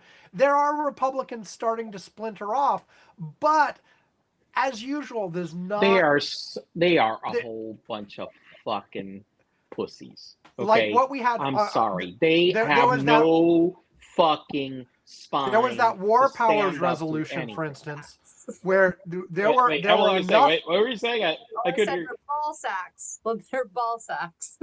There you go. Pussies are strong. Ball sacks are not. That's fair. That is very fair. It's yes. Not offensive. So no, even on the Venezuela War Power resolution, there were like a bunch of Republicans who actually voted on the procedural thing, and then they backed off because Donald Trump called them and pressured them, and they were like, and so that didn't go anywhere. And I think this is the pattern you have on a lot of things. You just don't to really do anything. You need a whole bunch of Republicans to defect, and we still aren't there, even though there are cracks growing. The cholesterol is not working fast enough. Did you see? I saw some rumor today that apparently Trump had a stroke. Oh God. Well, we've been hearing that rumor of multiple strokes over the course of the whole last He's year. literally Like stroked this comes up every month or so. I mean, he's not normal. It's not. He is Well, not that, doing well, well. He is clearly not doing well in all I kinds of different getting ways. fucking have a mean, that's stroke, a gotta be heart attack, stressful. something, anything. I mean, it's just Yeah. everybody in that party is just so scared of him. Okay, to do anything. They just are so no. None of them will stand up to him. And look, look at anybody that has stood up to him so far has gotten their political career put in the shredder. They have been burned Yeah. completely. MTG seems to be doing pretty good.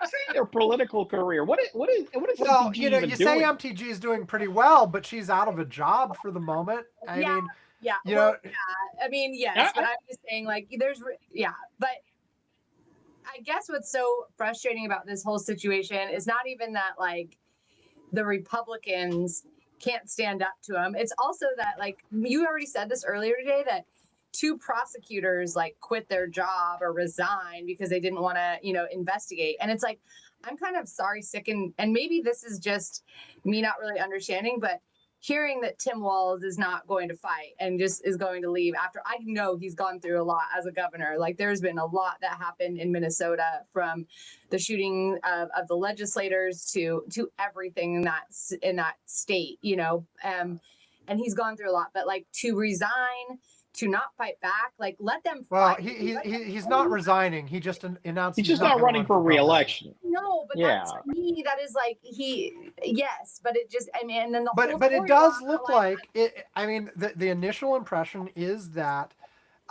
he did so because of these sort of Somalian thing, like the families, yeah like, why it was wrapped up in the that. nonsense Somalian fraud thing, where the people actually committing fraud were not actually Somali. There were people committing fraud, and there was an investigation already going on, and it was being worked on. But like, it was trumped up by the administration, pun intended, Yeah. And they were using it as leverage against all of the Democrats in Minnesota, when that's not really what was going on, and it was whatever. Like, as usual, it's misrepresented. But People that are stealing millions, we're pardoning those people. yeah, yes, of course. But also Walls. I mean, his stated reason is, look, I have to concentrate on. Minnesota's under attack. I have to concentrate on this stuff. Yummy. And by the way, I do understand that reasoning right now, given the situation that Minnesota is in. Okay, with all these investigations and all of this stuff, trying to actually do a campaign at the same time, it is kind of very crazy. Mhm. So I do give him credit that, look, if you're going to focus on defending Minnesota against this assault against the state, that is what a federal assault against the state, it's very difficult to also be campaigning for an election as well.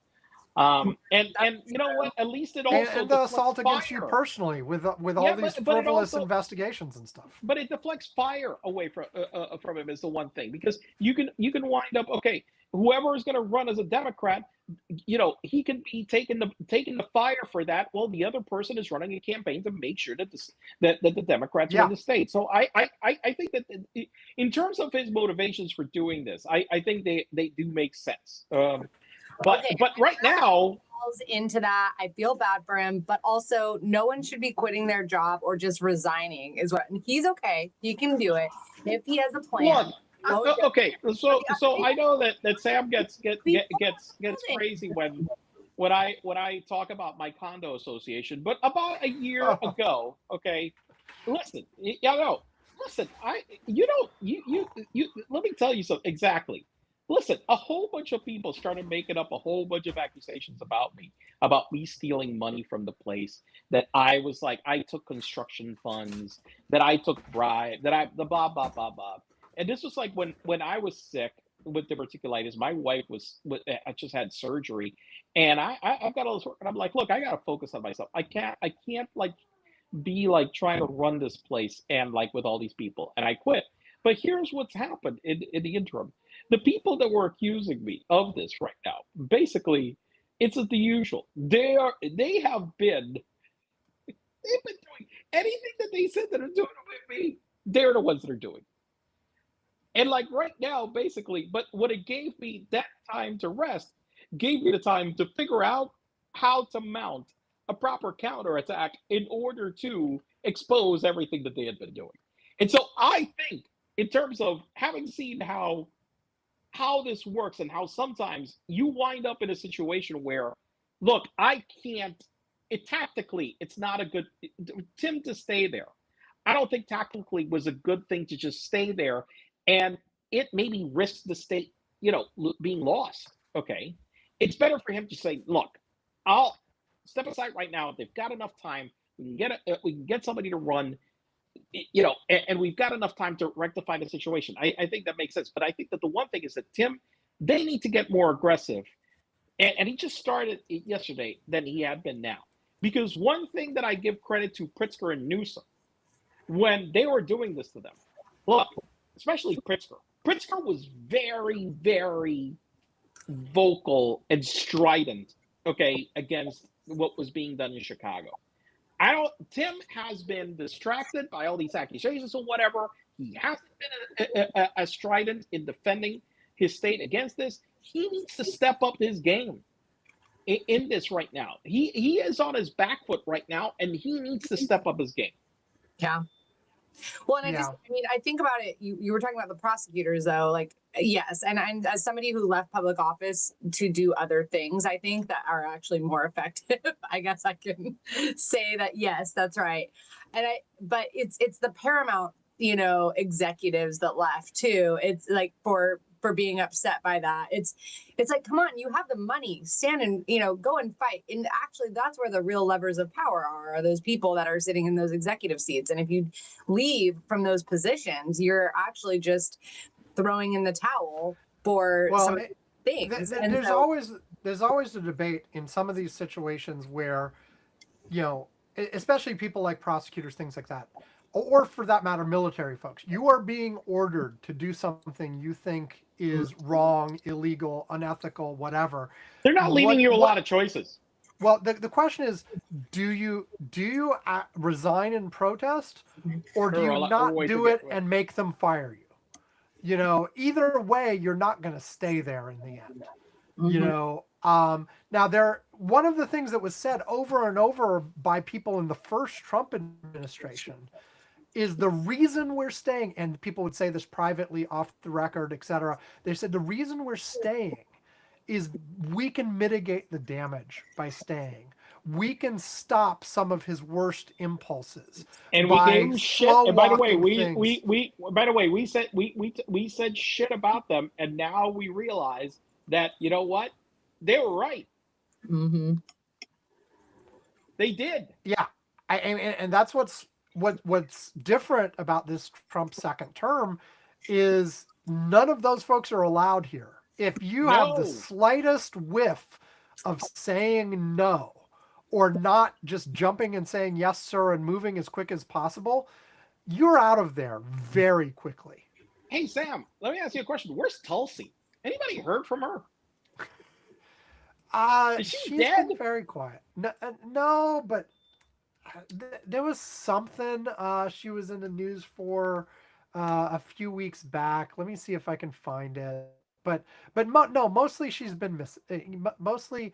Oh, the latest news article I see 8 days ago from the Wall Street Journal: Tulsi Gabbard sidelined from Venezuela planning. There you go. There you go. Oh yeah, there you go. Perfect. Beautiful. U.S. spy chief Gabbard excluded from Maduro plan over past views. Tulsi Gabbard booted from Venezuela plans. Age joking DNI stands for do not invite, etc. Good work, Tulsi. There you go. That's all the recent news about Tulsi is how she's fucking been sold your soul, and this is what it's gotten you. Congratulations. Great job. Yeah.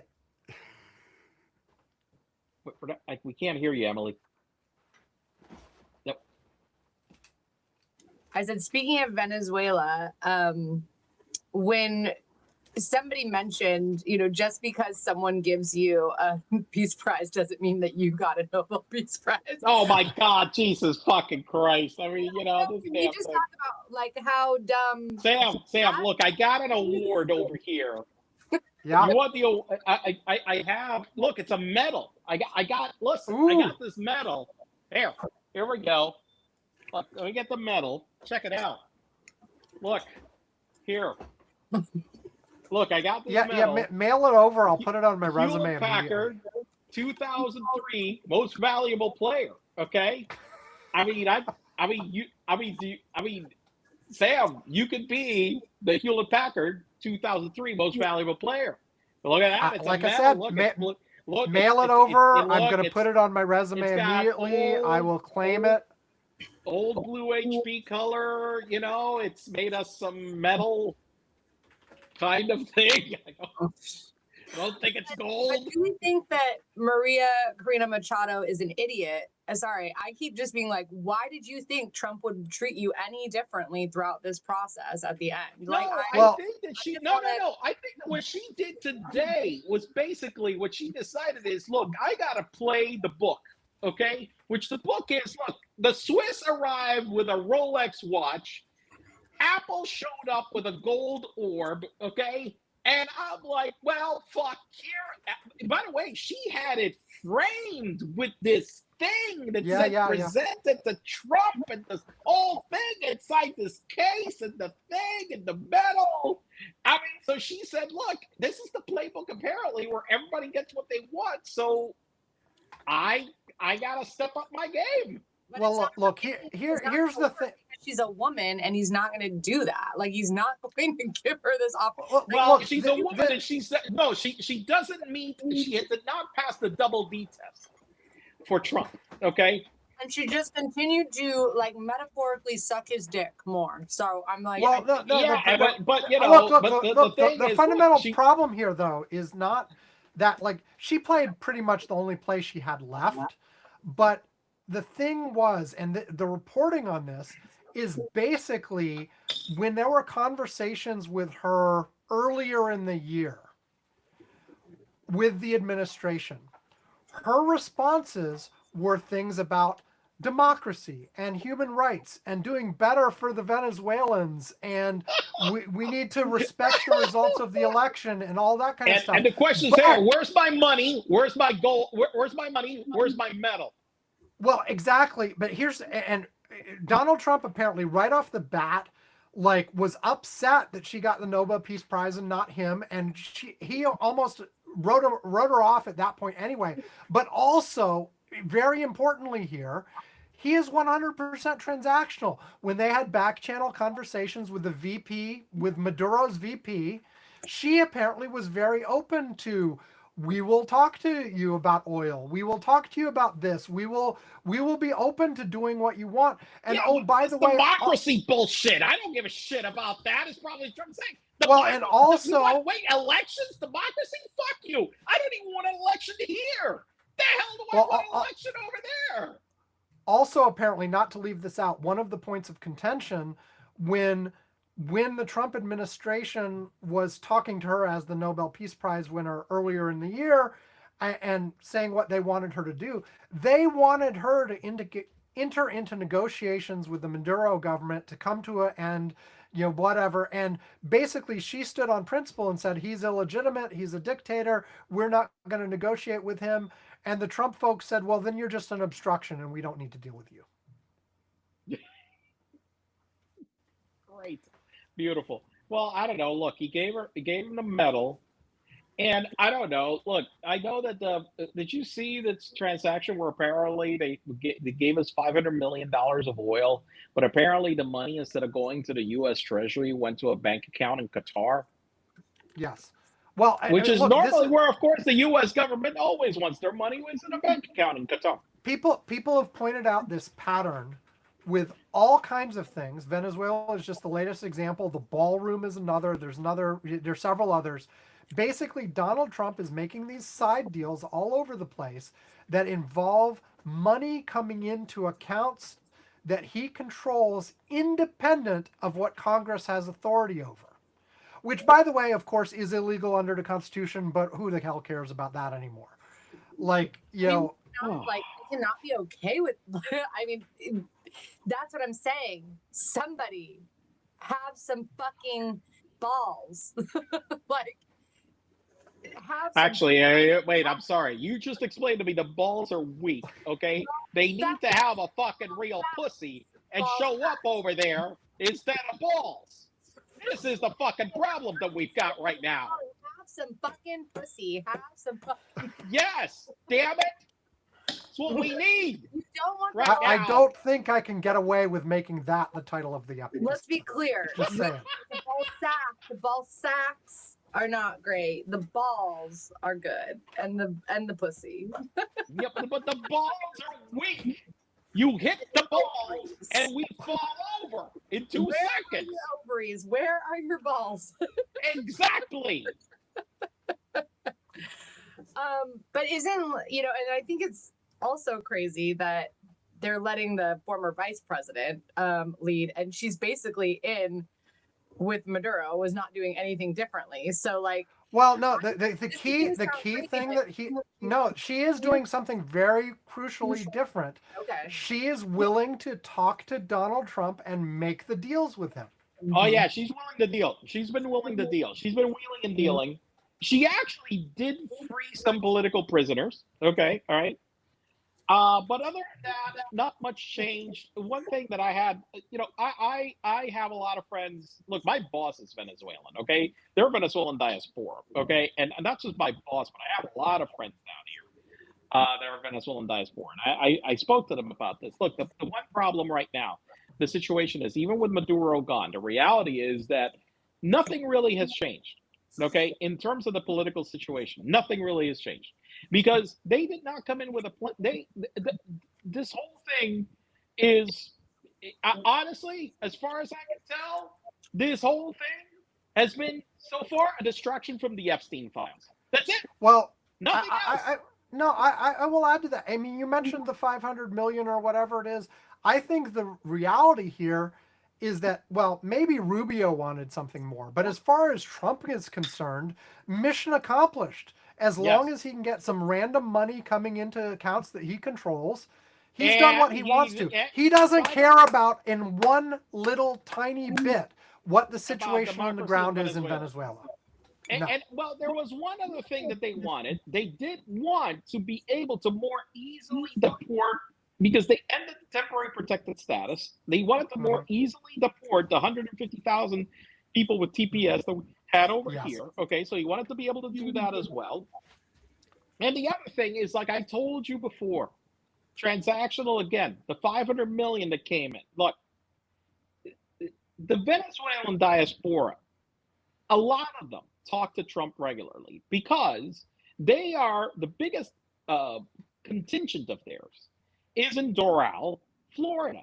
Doral is where he has that country club that's just a little bit south of here, but Mar-a-Lago being a little bit north, that he spends a lot of time at, okay? Where he's had the G7 and whatever and all this shit. Those people are members. They have money. And they have been talking to him about this, about getting rid of Maduro. And a lot of them were pissed because he was ending the temporary protected status. So this whole thing about, and they all hated Maduro, was a lot to appease these guys, okay, that give him money.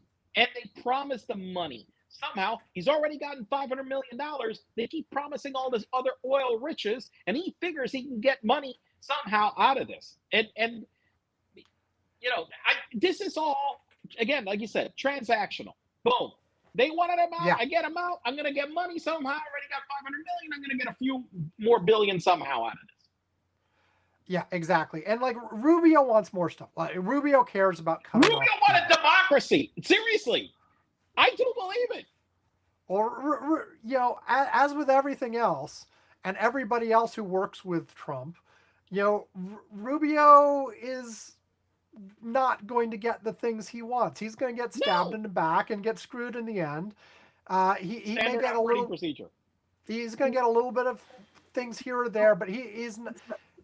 All of these people delude themselves into thinking that they can manipulate the situation take advantage of poor, delusional, senile Trump and get what you want out of it. Some of them are better at it than others. I think Miller is better at it than Rubio, as an Well, example. Miller is definitely. I mean, Jesus Christ, the guy's a vampire for God's sakes. I'm sure he's like fucking like sucking his blood every other day, which is part of like why the hell he gets the shit that he wants. Good Stephen Lord. Miller looks like an anal polyp. That's what we know. Okay. I can't. Not can't- new. I- Sam and I talk about it all the time, and Cannot disagree. Cannot disagree. Can't. I have no. to do an episode where he is an anal polyp.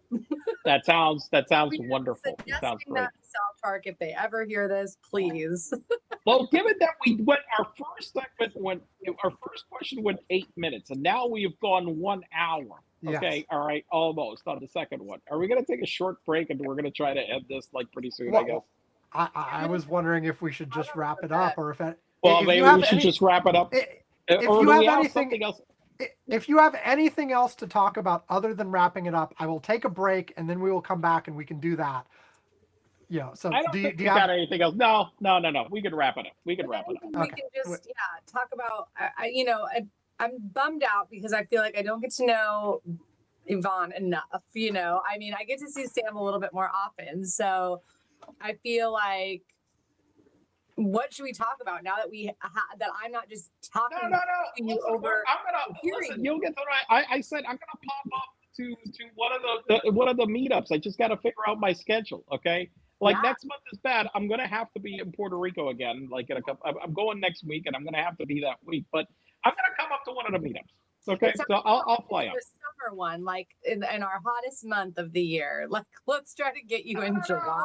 No. I don't know. I'll look at the calendar whenever it pops up. It's got to be, whatever I got an opening on the calendar right now. I thought about and maybe Yvonne February is and of course sucking up the talking cold, about Yvonne is talking about the meetups for the Snohomish Podcast Network, which both this podcast and Emily's Sir are members of. So there you go. but okay. Well, by the way, my wife So check out the whole network and all the other podcasts. She is part of a group that meets regularly that is in Seattle. She's actually been to Seattle a couple of well, not Seattle. She's been nearby. Okay, Bothell. no, she did fly to Bothell. Seattle. Yeah, she went. So It's she's closer been to us nearby a than couple of Seattle. times. Yes.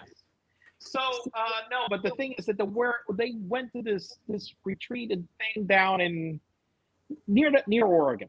Okay, basically on the coast. Vancouver? Okay. Oh, okay. Yeah. That's So we were supposed to be there last summer to go to Vancouver, but my son freaked out on the plane and he couldn't get on the plane. That's another story. Okay. But I don't know. At some point, we'll figure it out. By summer, I'm sure we'll be there because my wife was talking about at least if not that I come up by July. Okay. I'm excited. All right. Okay. So this time around, we hit Venezuela. We didn't talk about the January 6th anniversary. We didn't talk about Jack Smith. We talked about Minnesota. We have not talked about Greenland. We have not talked about Iran. We have not. We mentioned in passing the investigation if we want to make of this the Powell. podcast, the longest podcast in history. I'm just listing the things that we didn't get to, but just to show how busy this last week was. We didn't talk about like interest rates and AI and blah blah blah. We kind of talked about pardons a little bit, but look, there's just the rate at which things are happening is once again seeming to accelerate, and it feels like who was it? What's the famous quote about like there are some weeks that nothing happens and there's some that I don't know. There's a stupid quote that's very good about like how sometimes you have very slow periods of times. When we did this in and the Obama sometimes it's administration, crazy. when we did Yes. this podcast during the Obama administration, you could find some episodes that are pretty short. You could find. We were like, it's a boring week. Nothing happened. I mean, I miss boring weeks. Yes, so do I. Anyway, things are being crazy right now, and there are a lot of places that could blow up. This, like, is Trump about to attack Iran? Is he about to attack Minnesota more greatly? Is he going to do more crazy stuff in Or Venezuela Cuba. or Cuba? Yes, or hell, he mentioned like a half dozen countries in the last 2 weeks. So You know what? whatever. You know what? I was what you with what you were just saying. I was about to ask this question, like during the Obama administration, was less happening, or were we just not talking about some of the things? Because one thing I'm getting frustrated with is Democrats and people that were Obama supporters starting to call out Trump, especially about regarding Venezuela, and say, well, Obama did this and Obama did that. Like this idea that we're justifying Donald Trump or we're trying to find some reason. And I need to say that out loud. Like, one, these are not the same people, and stop trying to wrap your head around Donald Trump or make justifications. There are none. So if you Right. are You a person know, who's not you, comparing a president that was trying to do something where his considerations were national security, the security of people, providing food.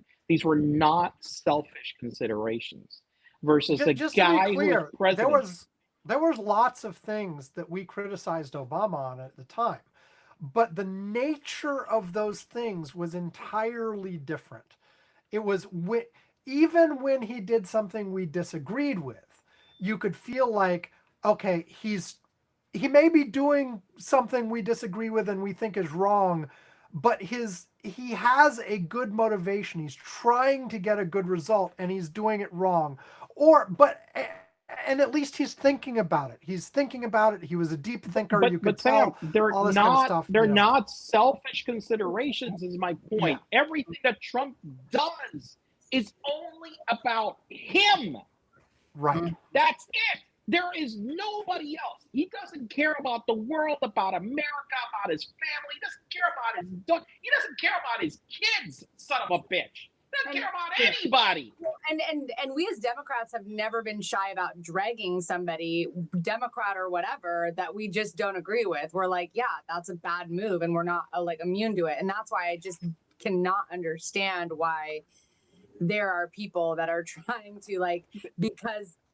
Well, this is the same we thing as we live in a world where we don't value.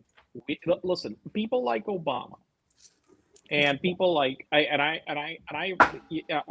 fall into this category where we just do the hard work and we're not out there just trying to get credit for doing the hard work of keeping things together. The hard work that it took to get the Affordable Care Act passed. People criticize it, shit on it. It's not national health care. It's not a one. Listen, so many people, tens of millions of people benefited from that.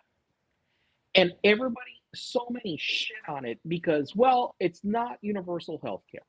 Instead of seeing how hard it was to get that and how many people's lives improved, okay? Because it's not the perfect solution. It sucks. He's a fucking, neoliberal asshole, whatever, blah, blah, blah, blah, blah. And I'm sick of those people because it's so many, because they, and then they don't go and are taking this president that basically couldn't give a flying fuck about the lives of anybody. You were just posting, Sam, about this fucking measles outbreak now in your fucking county, for God's sake. This motherfucker is bringing back diseases we had eradicated. He is making people hungry. He has killed kids. He has killed millions of kids in Africa. He doesn't give a fuck about anybody. And you know what? These people are all, yeah, Obama sucks. Fuck you. Yeah, no, the purity politics only applies to Democrats, but it can do no wrong on the other side. Or no, maybe no, it's bullshit. Hey, by the way, tell me where the fuck Jill Stein is. Can you fucking can you tell me where the fuck Jill Stein is? I'm sorry, was this telling us that Hillary was going to be a warmonger and was going to destroy the world? Where the fuck is that bitch? Yeah. Well, look, this is a fundamental cultural difference too. The right fundamentally is about authority and lines of authority and respecting authority and blah blah blah. the left is about diversity of opinion and all of this kind of stuff, and so this is very much aligned with the whole all the folks on the right saying, well, what if Clinton's in the Epstein files? What if Clinton did this? And people on the left are like, well, then fuck Send him him to jail. Yeah, he probably is. Go put him in jail. Let him die there. Let him rot. Yeah, whereas they can't imagine this because they're like, well, you defend your guy no matter what. Fucking idiots. I can't. I can't. I can't. Anyway, all right. We were Let's wrap it supposedly up. trying to wrap up. Yeah, sorry. I did that. I made that. I did it. Sorry, that was me. I'm the No, boss. but we do. No, it's not you. We do. Well, you. No. We do this. Fuck. Yeah, we're going for a wrap up, and all of a sudden it's like, what happened? Oh, yeah, right. Okay. And I heard you going for the Taylor Swift lyric, and then Yvonne interrupted you. But No. Anyway, does anyone have any plans this weekend? Good plans, fun plans? I think we're No. going bowling tomorrow. no. I'm going No to fun exercise. plans. I'm going to go bowling, and I'm flying to Puerto Rico on Monday. Wow. I'm gonna work on stuff around home and watch TV. Same. There you go. Okay, It's so beautiful in Washington right now. Hopefully it'll be nice this weekend too. So yeah, it's in the 50s. Awesome. We'll go out. We'll walk. Yeah, we probably will go to a park and walk the dog with my mom and my son. Well, I will say, look, one of the issues with when it gets cold here is that my house is made to stay cool. And what happens is that when you've got marble floors, okay, and they get so damn cold, and a lot, and so it's just during the day it's just really uncomfortable. And since I don't live I have a friend in Mexico City that did the thing where under the marble they ran these lines to heat the floor. Since I don't live in a place that's that cold, I don't have that shit here. Okay, but we in our upstairs bathroom, and it's way too hot up there. Like it's like Sammy cleans my bathroom. She hates it. You need more controls. You need to have. It's so easy to do those though because you just have to lay it down before you. Anyway, sorry. Yeah. As I try to wrap it up for like the 8 millionth time. You try to get as I Anyway, have your medal here that I will present to you the next time I see you. Yes, my medal. It's for the 2003 most valuable player. Curmudgeons-corner.com. Go to the website. You'll find all the ways to contact us. Yvonne and I, anyway. Emily, what's the best way to get in touch with you and/or plug your podcast? Oh, sure. So you can find us at the Sir podcast at gmail.com. You can follow the Sir podcast, no the on Instagram. And you can also follow me, Emily and Everett, and I will connect you with Sammy and everyone else. So both places are really fun, but we're definitely on Instagram. And then you can find us Samly Blix on TikTok because that's where the kids are these days. And you guys are too. The kids. Yeah. The kids. We're the kids. So anyway, on the website, all the ways to contact us, our archive of episodes, transcripts, all that kind of stuff, and a link to our Patreon so you can give us money. We like money. Money is fun. And at various levels, we'll send you a postcard, we'll send you a mug, we'll mention you on the show, we'll do all this kind of stuff. Importantly, at $2 a month or more, or if you just ask us, we will invite you to our Curmudgeon's Corner Slack, where Yvonne and I and Emily and all sorts of other folks are sharing links and chatting throughout the week. So, do either of you have something from the Slack that you would like to look, I highlight? have it ready because I had mentioned something earlier and I realized that I did save it. Okay, for this. Okay, Sam has these weird methods of organizing his work and algorithms. Yes. Like he's got these lists sometimes. Now he's working on this list thing where he randomly assigns his tasks and stuff. So he's got these methods, he's got his methods, okay? So I found this guy online that apparently is kin to Sam in this way, where he wrote, I write C++ every day for 2 hours. And if I miss a day, I add 2 hours to the next day, okay? this has truly been a game changer. Tomorrow, I'm supposed to code for 3 years. And this totally sounds like something Sam would do based on his schedule. Absolutely. That so yeah. So this guy is your kind of guy, Sam. I'll tell you. Excellent. Emily, do you have one? What is this? What are we doing? Some random tidbit that's funny. That Is there some share. article or something from the Curmudgeon's Course Slack that you wanted to highlight that we have not talked about on the show? Or for that matter, if you have a funny article from I want to just read this because as you were saying that, I was like, oh, am I supposed to find something in the Slack? And this is what I immediately came to, and I will read it out loud. What did we get stuck in our rectums last year from Defector? Oh! Yeah, I think we mentioned this a couple weeks ago, but go ahead. Go ahead. No, I'm just clicking in there and I'm like, this is what came up. So this is what I'm choosing. This is the time of year to be grateful for not having things stuck in our asses and to think of those less fortunate than us. So spare thought for those Americans who misjudge the capacity of their own orifices. All reports are taken from the U.S. Consumer Product Safety Commission's database of emergency room visits. So, yeah, those are things that got stuck in people's asses and were reported. And other orifices. And they file reports with details on every single one. Yes, and people are very creative. Want to look at it. But I appreciated that. Also, I had like the Slack bot did a custom response for me. Have you seen those? Yeah. And in response to someone, it wanted me to put a little poop, like a little poop emoji. And I'm like, I don't understand. No, there's some auto responses that were actually set up by someone who was on the Slack years ago who isn't anymore. That if people say certain things, it will auto respond. Not just you saw it, but other people saw it too. So like for instance, your one you saw is basically if anyone says shit or poop or anything like that, it just automatically responds with the emoji. To reindeer, yes. Well, and the thing is that whenever the word fuck is used on the Slack, it assumes it's me. Oh, yes. Which is probably correct. There goes Yvonne again. Well. I guess I'll use my colorful language going forward. Okay. And it can guess who it is. Okay. Well, thanks everybody. Thank you, Emily, for joining us once again. It's been a blast as usual. So fun to be here. And everybody listen to us, but also tune into Sir. They also publish most weeks, and it's good stuff. Okay. And with that, I think we are done. Thanks everybody for listening. Have a great week. Stay safe. Stuff fun.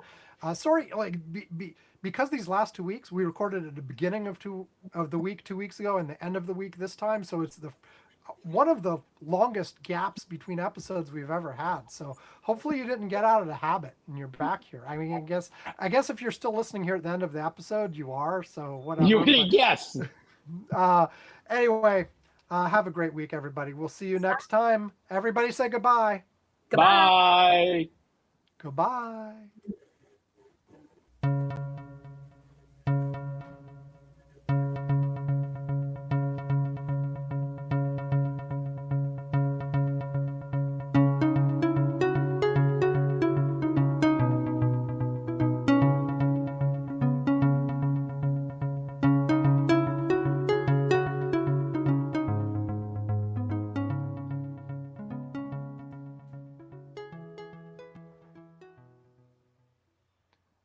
Okay. Yvonne, next time we lose your audio in the middle, we'll take the time to fix it because it did sound like noticeably worse ever since that. It's on the ones in your ears. I can tell. Before I go, I just want to I think that I got a new debit card, so my donations to you have not been going through. So I need to update that. No, I saw the last one went through. It did say declined a couple times, but the last one went through. Did I fix it? It went through like 2 days ago. Oh, okay, perfect. So. And I don't even think I fixed it. Then it must have just pulled from my card online. That's good, I guess. Yeah, I just noticed that somewhere, and it was the worst experience ever when you lose your business debit card and then everything gets screwed up. So. Yeah, no, you're good. No worries. Good. Okay, I'm gonna hit stop. Wait for your things to say completely uploaded before you say good. Before you actually leave. Okay. Right. Bye, everyone. All right. Thank you Stop again. recording. Okay, hold on. Stopping now.